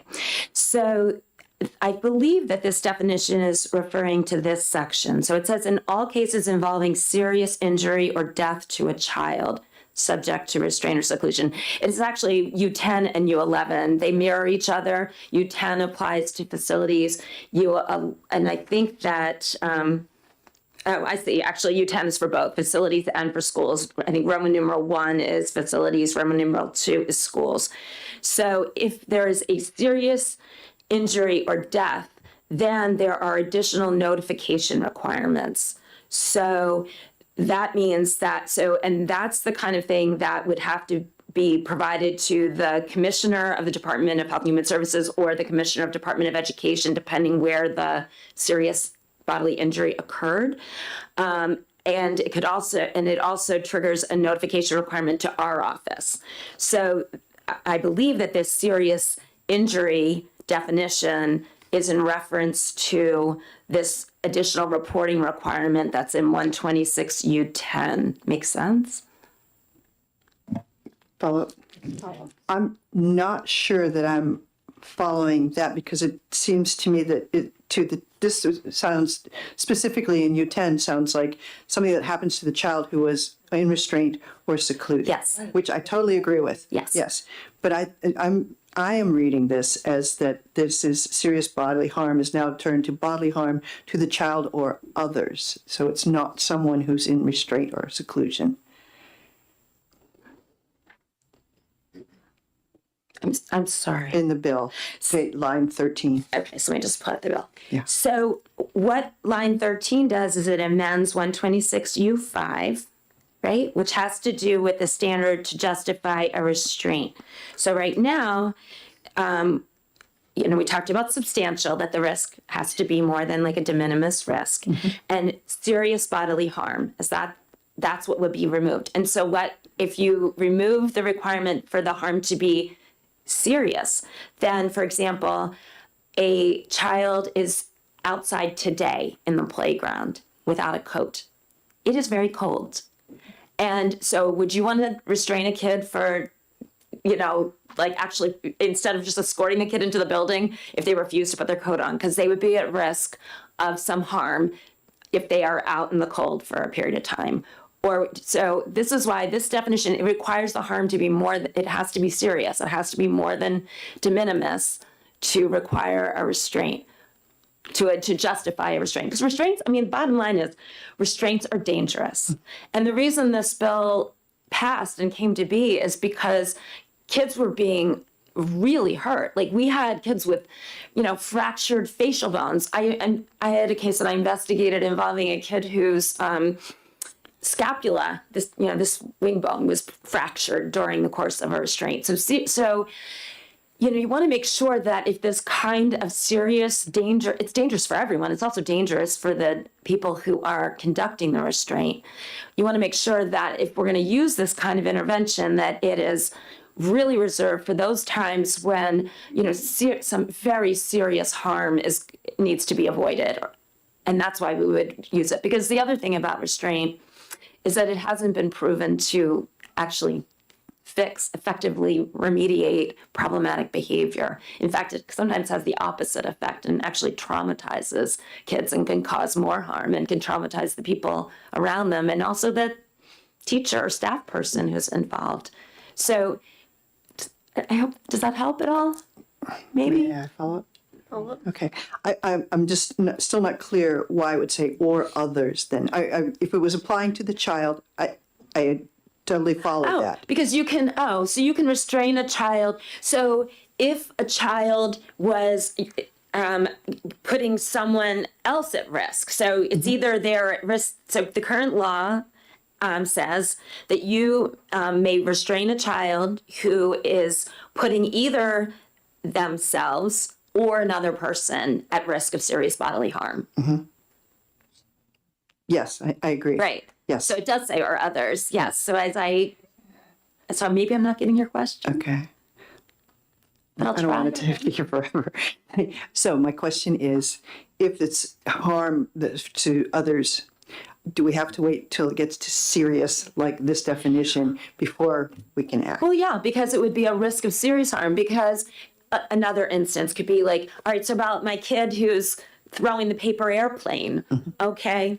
So I guess it's possible you could put a paper clip on the airplane to make it like have a little more oomph. But is that, you going to restrain a kid for chucking a paper airplane at someone? And it would risk, they might have some harm. It might, if it's a paper airplane with the paper clip, it might scratch someone. Do you need to restrain the kid for that? No. I would say no. I would say there are other interventions. You don't have to sit by and watch the kid try to, repeatedly, throw something like an airplane or whatever it is at another child or at someone else. You don't need to do that. You can escort them out of the room, right? But that doesn't justify a restraint. And the other thing is that let's make it more serious. If that student is Representative Selig's linebacker, I don't know what position they play, but and he is coming at you, you don't have to wait for him to hit you. You can defend yourself, and that's present in our current law, in this law, which talks about use of force to defend yourself. So that's in the definitions with the exclusion. So you're permitted to use force, and it's also in our criminal code that teachers are permitted to defend themselves and use force that may be necessary to prevent an injury. So no one's saying that you have to wait for someone to suffer serious harm or any harm for that matter, right? But you're not going to restrain someone because we know it's dangerous. The law says you don't restrain someone physically unless there's a risk to themselves or someone else that they will suffer serious harm. Thank you. Any other questions? Representative Litchfield? Thank you. And thank you for taking my question. So I'm very little and I'm not great at always visualizing things, so bear with me. But when we're talking about restraint, I feel like we're kind of going to the extremes. Can you help me understand when I think of restraint, I have thought of it, let's say, for example, let's say if two students were to get into a fight. I know that's not necessarily relevant to this, but you're pulling one back and maybe you're holding them. That's what I thought of as restraint. Am I not?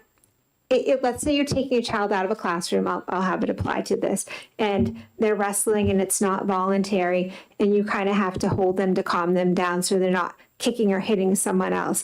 That's more what I visualize versus the duct tape in the chair. Am I missing the mark on that? Well, I guess there's a range of behaviors that one could see, which I have to say they've gone down a lot too since this law has passed. But there are different techniques that could be used depending on the situation. So in the situation where, let's see, kids removed and, and they need to, and I think you're saying like you might need to like hold them to calm them or something. So there is an exclusion to restraint. It's in that section on exclusions, little letter E1, brief touching, holding to calm, comfort, encourage, or guide a child, so long as freedom of movement of the child does not occur. So, that would be a temporary thing. So the kid's, out of the room and is a bit out of control, you can like grab the kid, just like my kid who needed a brief hug. That is not really going to be limiting their freedom of movement in any real sense. So you could do that. Or if it's more serious and really like escorts happen. So let's say the behavior is, it's an older kid. It's not a little kid.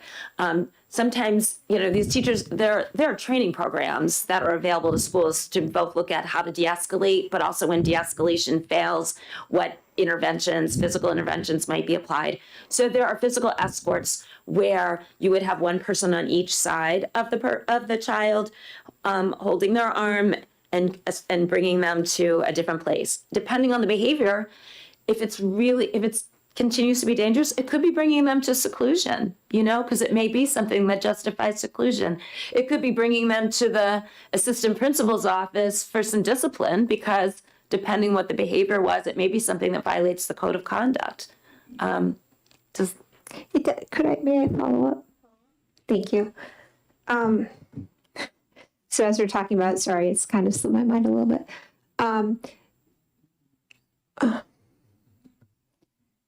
Sorry, I'm gonna come back to it. I wanted to drill that down a little bit. Okay, I'm just gonna say it out loud. Is it possible that at this point I feel as though the adults are afraid to enact any of this? And I know we talked about during the time of Zoom and remote learning, no cameras in the classroom due to privacy. But if we had cameras without sound, would that make the adults in the room feel safer? Especially, let me just give you a perfect example, but you're talking about a child that I'm assuming had sensory issues and really needed that touch and that hug. But yet, I would think you would also want protections for the district and the teacher where, yeah, I'm just giving a hug and you'd see it on camera. Or, yes, that child was displaying kind of aggravated behavior where I had to kind of restrain them a little bit to get them out of the classroom, and there you would have it. But you would not have any of the voice or the talk or what everyone else is saying. There was a bill filed a couple of years ago to have cameras in classrooms, and I think it ended up being somewhat controversial because there were issues around, how the videos would be used, and teachers, I think, were very concerned that they might be used in like disciplinary proceedings against them. Parents, like a lot of parents came out wanting it. I don't know. I think we'd have to really think that maybe something to study and think about, think through. There are issues around protection of student records, and records are defined quite broadly under FERPA. So I don't know if that would help.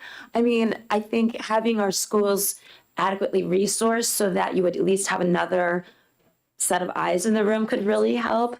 I know many, but it is something, but having, or at least having a system where you have like a call system so that someone else could come to the classroom. Maybe it's not every classroom gets like, 2 teachers and a behaviorist, but you have a floating behavior person who can be called quickly using some kind of intercom system might help, so that maybe that would help with some of the concerns that you're raising. Thank you. Representative Freeman. Thank you, Madam Chair, and thank you for taking my question. So while I'm unfolding section 126, which is, as you have stated many times, lots of layers, lots of interpretation, I happened to stumble upon section 126U /14, and I found it interesting because we've heard a lot of talk about how we need more professional development about de-escalation. We need more training for the teachers. Not that I don't disagree, but this section specifically addresses when there is a child who has been subjected to a restraint or seclusion, that that should be used immediately for that child with a disability, whether it's an IEP or a 504, shall review their IEP or 504 and make adjustments as indicated to eliminate or reduce the future use of restraint and seclusion. From your experience, have you seen that occurring? Because the reason why I ask is myself, as a 35-year occupational therapist, and have a child on the spectrum who's very high functioning, had an instance when he was 8 where he had a complete meltdown in the classroom. He hit his speech language pathologist hard enough to knock the wind out of her. But the manner that my husband and I addressed it in was that we modeled good behavior for him. We took the bull by the horns and addressed it with him to the point where he understood that, yes, you can have a meltdown. It's not the meltdown that's the issue. It's what you do with that energy during the meltdown. So, in any event, would you agree that this section of the law might be something that we should utilize more? I was not aware of this. So would you agree that this is something that should be brought to every school administrator's attention so they can make the necessary adjustments to those IEPs and 504s to de-escalate it? I believe in being proactive instead of reactive, and I believe that a lot of what we're talking about actually is reactive and not proactive. Would you agree with that? Yes, yes, and yes, absolutely. And that was really astute of you to find this section, because that, that was put there deliberately to recognize that, most of the time, it's students with disabilities who are being restrained or secluded. It's just overwhelmingly students with disabilities. And so this recognizes that, and recognizes that, yes, we have techniques available, but we need to get the proper adults in the room together to strategize around how to address problematic behavior. So right on. Don't give me too much credit. I stumbled on it. Thank you. Any other questions? Seeing none, thank you very much. Thank you. Becky Wilson?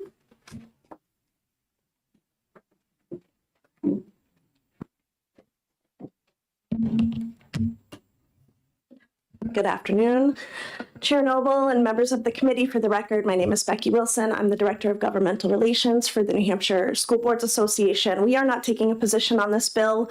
However, having been before this committee and others many times, I think you know my background is as a special education director. Prior to that, as a teacher of students with emotional and behavioral disorders, working in both a private residential facility for students with neurobehavioral disorders and autism, as well as in the public school, working with students with many of those same similar issues. So I just wanted to try to offer a little bit of technical assistance and maybe answer any questions that perhaps you still have after this lengthy conversation. So there were 2 technical assistance documents put out by the Department of Ed around the changes to restraint and seclusion. One was in September of 2023, and the other was in October because the September one was still confusing. So there was one in September of 23, one in October of 23, to help school districts navigate the changes to the restraint and seclusion law, as well as the reporting requirements, because there are extensive, as you've heard, reporting requirements when you use either restraint or seclusion. Those were in response to Senate Bill 179 and House Bill 491. There also was a study commission last year, as I think somebody previously mentioned, in regards to House Bill 653, which was originally a bill about video recording or body cameras, perhaps. I can't remember the exact wording. It was not in an education committee. It was in a totally different committee. They amended that bill and turned it into a study committee to look at pilot programs that were alternatives to restraint and seclusion.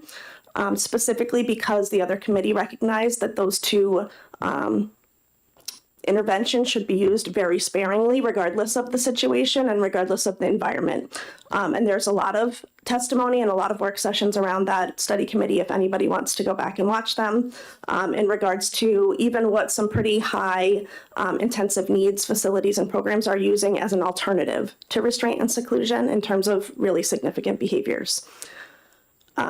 It's also important to remember that this statute and the things that you're discussing in this bill don't just apply to public schools. They also apply to child care centers, daycares, foster homes, group homes, hospitals, psychiatric placements, all of the facilities that deal with children where a restraint or seclusion might be used. So it's not just about public school, this particular issue that you're discussing. But part of the reasons that there might be so much confusion and the reason we required so much technical assistance is because of the way this law is applied in a psychiatric facility might look very different than it is in a public school or a preschool or a daycare or a foster home. So that's why it's so confusing and why there was so much attention put on trying to interpret this correctly. And also because we don't want to jump to restraint and seclusion in public school settings. That should not be the go-to. Again, the reason there's so much training on all of these things is because most of the training includes a lot of things on de-escalation, a lot of pieces about behavior as communication, a lot of these other pieces where restraint and seclusion is sort of the end of a very long string of interventions that you should have, or in most situations, hopefully have tried, other than these one-off situations that you're hearing about where perhaps, a kid's about to run into the street. Yes, a teacher is going to try to get the kid and not let them run in the street. I mean, you're not going to allow that because you're worried about the perception. But again, when educators are using restraint and seclusion, we want it to be in a very limited situation with a lot of documentation. And as you heard, with parental input and notification, and the form that districts have to fill out when there is a restraint or seclusion is about 20 pages long for each incident. So again, these are well-documented situations. You can look at the restraint and seclusion report online at the Department of Ed for every single school. It's not by district, it's by school. I caution you when you look at it to be aware if you have a program in that school for students with emotional behavioral disorders, your numbers likely could be inflated because you are serving sort of as a magnet and potentially tuitioning students into a program where you are having highly trained staff working with those students, but those numbers sometimes can be messed up. Also, you might have one student who has really significant behaviors in a given year, so they may have a very high year for some reason. If we're over-reporting, I think most districts at this point would rather over-report than under-report because you're trying to make sure that you're communicating the needs. Lastly, I would just say, if you have a student who requires restraint and seclusion on a regular basis, the IEP team most likely is meeting to talk about whether or not that is the appropriate placement for that child. But these one-off things and this idea, I guess, that disruption is somehow harmful in terms of somebody's bodily harm. Most often, disruption is not going to cause bodily harm to students. It's not that it's not disruptive. It's not that there needs not to be a way to deal with that, but restraint is probably not the way to go, or seclusion. And I guess this belief somehow that, most behavior plans, quite honestly, come from adults who want the kids' behaviors to change. And what they fail to recognize is that most positive behavior support plans or behavior plans that actually work are about the adults changing their behavior in response to the kids, not about the kids changing. They change as a secondary result to the adults handling things differently. So this idea that you just get a behavior plan on paper and somehow that makes you have different behaviors is really typically not true.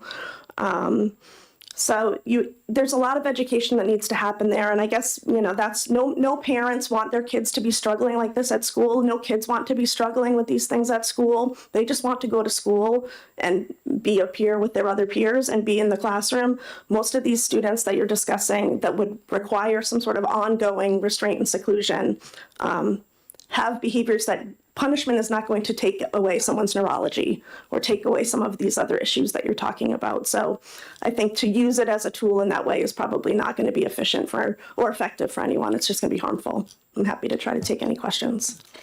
Any questions? Representative Balboni. Thank you, Madam Chair, and thank you for taking my question. It seems to me there's a lot of confusion between how you get to restraint and seclusion. Now, there's a whole escalation, and I was wondering if you could just speak a little bit to the multi-tiered system and how it works and how this restraint seclusion is at the end. Thank you for the question, Representative Balboni. So I think wearing my hat as an educator or, school administrator, multi-tiered systems of supports for behavior, which is interesting because you have a bill coming later this week to eliminate this, but is about identifying areas or patterns within your school population on a large scale where you might be noticing that there's some challenges. It could be an environment like the lunchroom is problematic. We're getting a lot of discipline referrals from lunch. Could be recess, fourth grade recess is always having issues. It could be about individual students are struggling across environments. You're identifying those areas and you're talking about, okay, do we need a whole school approach to trying to manage this? Is there something that everybody is missing that we could teach them? We saw this a lot when kids came back to buildings after COVID, that you just had groups of students who just didn't have the context to behave in a certain way in certain situations, and they really had to be explicitly taught, as opposed to in the past, kids would sort of pick it up as they go. Multi-tiered systems of support for behavior are about addressing, different levels of behaviors in school. The restraint and seclusion that you're talking about, I think about it in two different ways. I'm an educator or an administrator, and I see a kid who's in a dangerous situation or about to cause a dangerous situation for someone else, and I need to intervene immediately. It's like a one-time thing. Or students who have really significant mental health or behavioral struggles over time, where we know most often those students are identified or have an IEP or some other plan where we're working in de-escalation all the time as a learning tool, but sometimes may also need seclusion or restraint. It is rare. And I think a lot of it goes back to whomever mentioned quite earlier, this sort of fear factor that educators may have about what would happen if they used restraint and seclusion in a more patterned way, as opposed to sort of a one-time thing. And I think that's, we want people to be mindful before they're restraining or secluding kids. We don't want that to be the go-to. Again, if you have a program for students with intensive needs, your staff in that program may be more highly trained in restraint because those students may more often engage in self-injurious behavior or may more often run out of the room. So you're, trained differently in that way. But having these layers of supports is really important. I don't think that we want, in my experience, most educators do not want to go backwards to a time where kids who need those kinds of interventions once in a while have to leave the public school. We want them to be able to stay with their friends and their peers. So we're going to do whatever we can to create a situation where that's the least likely to happen. At the same time, you have IEP teams who are making decisions if their behavior is too impactful on other students or in general, that it's not safe for anyone. Being secluded is really restrictive. We don't want kids in a room by themselves all day. That's not where we want anybody to be. And it's not, most IEP teams are not choosing that over choosing to place a child in a program where maybe there are peers who also struggle. That would be less restrictive in most situations. Follow-up? Just a quick follow-up. And just in regards to school boards, get back to what you do normally. School boards do have policies in place for restraint and seclusion. Is that correct? Yes, it's required to have a restraint and seclusion policy. Districts and school boards review their restraint reports and seclusion reports before they're filed with the Department of Ed. All of that is part of the public record, and that's something that, again, I think a lot of school boards and districts who are making decisions about what to offer in terms of a continuum of service for students with special needs, are often thinking about that. Is this a program that we can house in our district? Is this something we can figure out how to do? What kind of training do we need? How do we want to support our staff? How do we want to support our families? Any other questions? Seeing none, thank you very much. Thank you. Holly?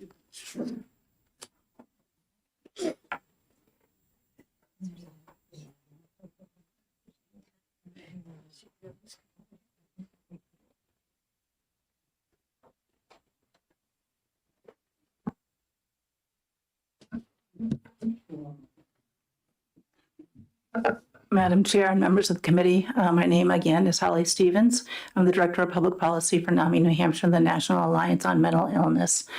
As I've been sitting there, I've been crossing off a lot of what my testimony is because I know you are very far behind, but I think that the two of the concerns that NAMI New Hampshire has with changing the definition of seclusion and loosening the definition of restraint is the psychological harm that we know that these cause, as well as the disproportionate use of them on children with disabilities, including children with mental health conditions. I mean, it's no surprise that you being put in restraint is very traumatic. And I just wanted to, acknowledge your question earlier about what does a restraint look like. I worked at Hampstead Hospital before I went to law school and changed careers. Before that, I worked for 13 years as a crisis clinician. So I've worked in mental health and I've seen a lot. And during those 2 years at Hampstead, I worked on the developmental disability unit. Some of those kids were large kids, and we did have to put them into restraints. And it was a 2-person restraint where you take the child's arms, put them around your waist, and bend them over.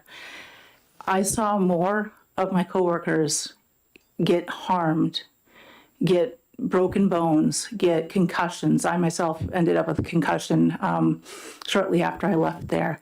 And they're very, very dangerous techniques unless, as Karen referenced, you're doing them with little kids. So we want to limit their use. And if you expand when they can be used, you could potentially go from the schools who think they can't use them now, who can, to, the floodgates are open. So I caution you on that because we do know that they are traumatic. People do get hurt. And we know that more of kids with disabilities are, they're used on them more than kids who do not have disabilities. So for those reasons, we do oppose this bill, and I'm happy to answer any questions. Thank you. Representative Murray? Thank you, Madam Chair, and thank you for taking my question. One thing I'm really interested in, and just also wanting to make sure that is, touched upon here is whether or not the adverse effect on children who are already experiencing ACEs for a myriad of different reasons might also see an increased negative effect should this switch, and do you believe that that could happen as a result of the change in the proposed language?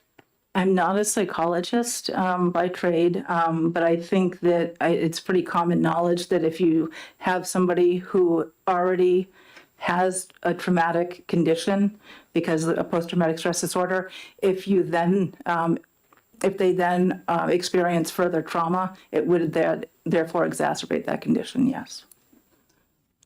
Any other questions? Seeing none, thank you very much. Thank you. Are there any other pink cards on 1688? With that, we will close the hearing.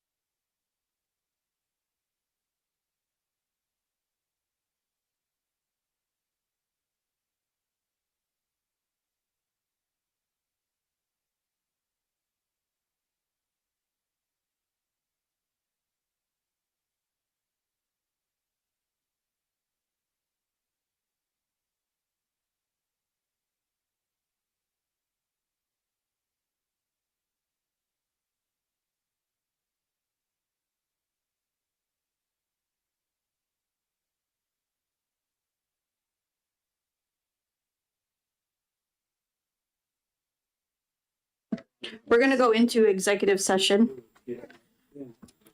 11:08.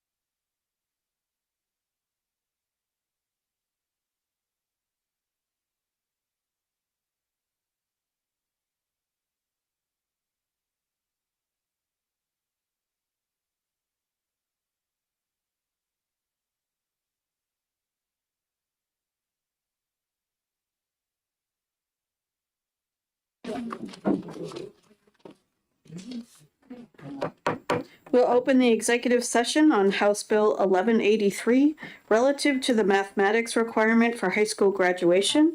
And I look to Representative Cornell for a motion. Thank you, Madam Chair. I move to ITL House Bill 1183 FN. Is there a second? Second. Representative Hall? Discussion from the maker of the motion. Yes, there are a few reasons why I think this bill is should be ITL'd. For one thing, it's an unfunded mandate. It would require school districts to hire another math teacher or double up to accommodate having 4 years of math. It makes it difficult, if not impossible, for students who go to career and technical schools to take that fourth, to be able to attend the career and technical school if we were not accepting embedded math classes. And it takes away local control, and that's it. Anything from the second? Thank you, Madam Chair. Yeah, I would say as a former math teacher myself, I promote teaching math, but I think that there is mathematics in the trades, and those kids should be able to count that as a math class if they're doing construction and whatever. Not everyone is a math person. They can get math in different ways, so I'm going to be voting to ITL this. Thank you. Any other discussion? Representative Selig? Thank you. I just would like to say I agree. I think about my own child who, for one of her math credits, was taking baking course, and the amount of math that they had to do for baking was extraordinary, and it would not fit under any of the things in here, and was taught by a chef because that was most appropriate, but incorporated tremendous amounts of functional math. Any other discussion? Representative Hall? One more comment. In terms of local controls, some schools will opt to have 4 classes because they're catering to their kids. So in support of the local control piece, they can do it. And it's great if they do. Thank you. Representative Dry. Thank you. I'm going to vote no on the ITL motion because I believe if we re-embedded things into that the shall that's in this bill would be the word that I would rather have there. Shall have 4 classes, but they could be embedded. So I think it's premature to vote on. Any other discussion? Seeing none, Madam Clerk? Vice Chairman Peternell. Yes. Representative Dry. No. Representative Belcher. Yes. Representative Freeman. Yes. Representative Litchfield. No. Representative McDonald. Yes. Representative Cornell. Yes. Representative Murray. Yes. Representative Woodcock. Yes. Representative Hall. Yes. Representative Balmoni. Yes. Representative Selig. Yes. Representative Kluger. Yes. Representative Snodgrass. Yes. 12 Oh, and Chairman Noble, thank you. Sorry. Yes. 13 yeas and 2 nays. Consent okay? Yeah. Okay. Close the executive session on 11:83.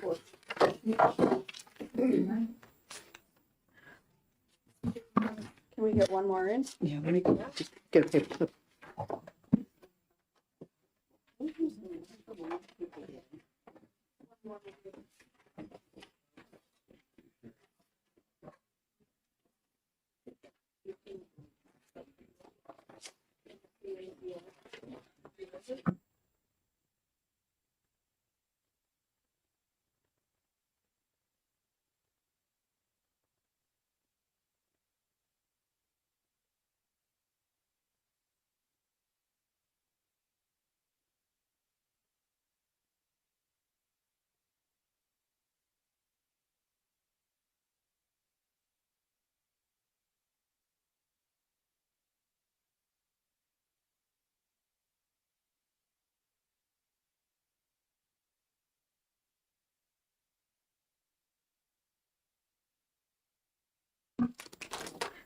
We'll open the executive session on CACR 28 relating to morality and piety, providing that town parishes, bodies, corporate, or religious societies may elect and contract with teachers.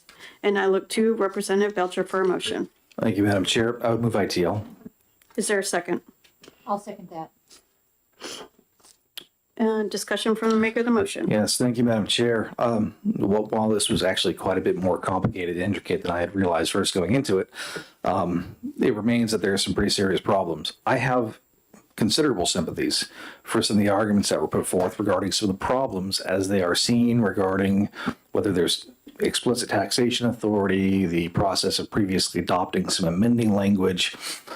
I have sympathies for all of that. However, I find not a great cause to move forward with a proposed solution that takes us in a direction that causes other acknowledged problems, and ones of a considerable nature. Reverting to the original language of the Constitution, if we were to move forward with that, would create constitutional conflicts within our own Constitution that would be very problematic. On top of that, from my own perspective here, inserting the state into the affairs of church with taxation authority is deeply problematic and I think detrimental to both bodies, and not something that I think we want to be contemplating going back to. So I think if there is identifiable problems, which perhaps there is, you should bring a constitutional amendment that solves the problems in a manner that doesn't just bring us back to where we were a couple hundred years ago that would introduce more problems. Thank you. Anything from the second? Very briefly, Madam Chair, thank you. I'm as many in this committee, I was fascinated and intrigued by the testimony that was presented to us. But I have to echo what Representative Belcher said. It just, while we identified a problem, it just creates so many more problems that we can't possibly address at this point in a CACR. It warrants more investigation, it warrants more discussion, but it's not something that we can fix with just a CACR.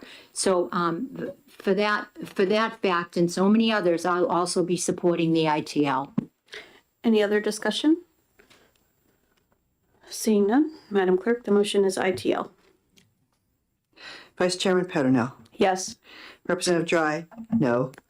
Representative Belcher. Yes. Representative Freeman. Yes. Representative Litchfield. Yes. Representative McDonald. Yes. Representative Cornell. Yes. Representative Murray. Yes. Representative Woodcock. Yes. Representative Hall. Yes. Representative Balboni. Yes. Representative Selig. Yes. Representative Kluger. Yes. Representative Snodgrass. Yes. Chairman Noble. Yes. 14. Anyone got it? Yeah, 14 yeas and 1 nay. Consent?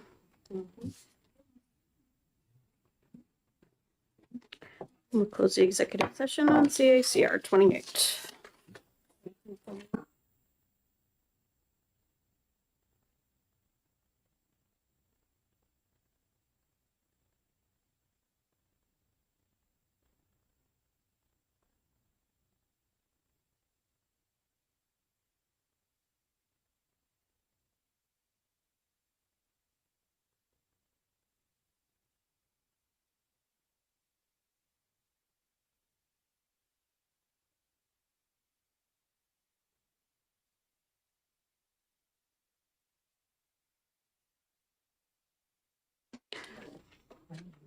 We'll open the executive session on House Bill 1829, modifying the definition of persistently dangerous schools, and I look to Representative Petronel for a motion. Thank you, Madam Chair. I move an expedient to legislate on House Bill 1829. Is there a second? I'll second that. Any discussion from the maker of the motion? Yes, thank you, Madam Chair. I actually looked into this bill extensively. First of all, inquiring why it was submitted in the first place. And there was a sort of a technical advisory issued from the Department of Education suggesting that it would be recommended to add definitions to persistently dangerous schools. However, once I started doing a little more research, I spoke with the Department of Education and learned that in order to add these definitions to statute, they need to be reviewed by LEAs and go through a review process. So we kind of have this step backwards. And the other point that I want to make is that this definition of this idea of persistently dangerous schools came about as a part of No Child Left Behind. And so then I thought, well, maybe this is an unfunded mandate that we can eliminate. So I tried to exhaust all options with this bill and found that we can't eliminate this section of statute because the department does need this for reporting purposes. So for that, all of those reasons, I move an expedient to legislate on House Bill 1829. Anything from the second? No, thank you, Madam Chair. Any other discussion? Seeing none, Madam Clerk, the motion is ITL. Vice Chairman Petronel. Yes. Representative Dry, yes. Representative Belcher. Yes. Representative Freeman. Yes. Representative Litchfield. Yes. Representative McDonald. Yes. Representative Cornell. Yes. Representative Murray. Yes. Representative Woodcock. Yes. Representative Hall. Yes. Representative Balboni. Yes. Representative Selig. Yes. Representative Kluger. Yes. Representative Snodgrass. Yes. Chairman Noble. Yes. 15 yeas, 0 nays. Consent. And close the executive session on 1829. Is that all we're doing? Can you guys get me your reports tonight? Yesterday? Right now. Statement, not a question, correct? I'm so nice to you, but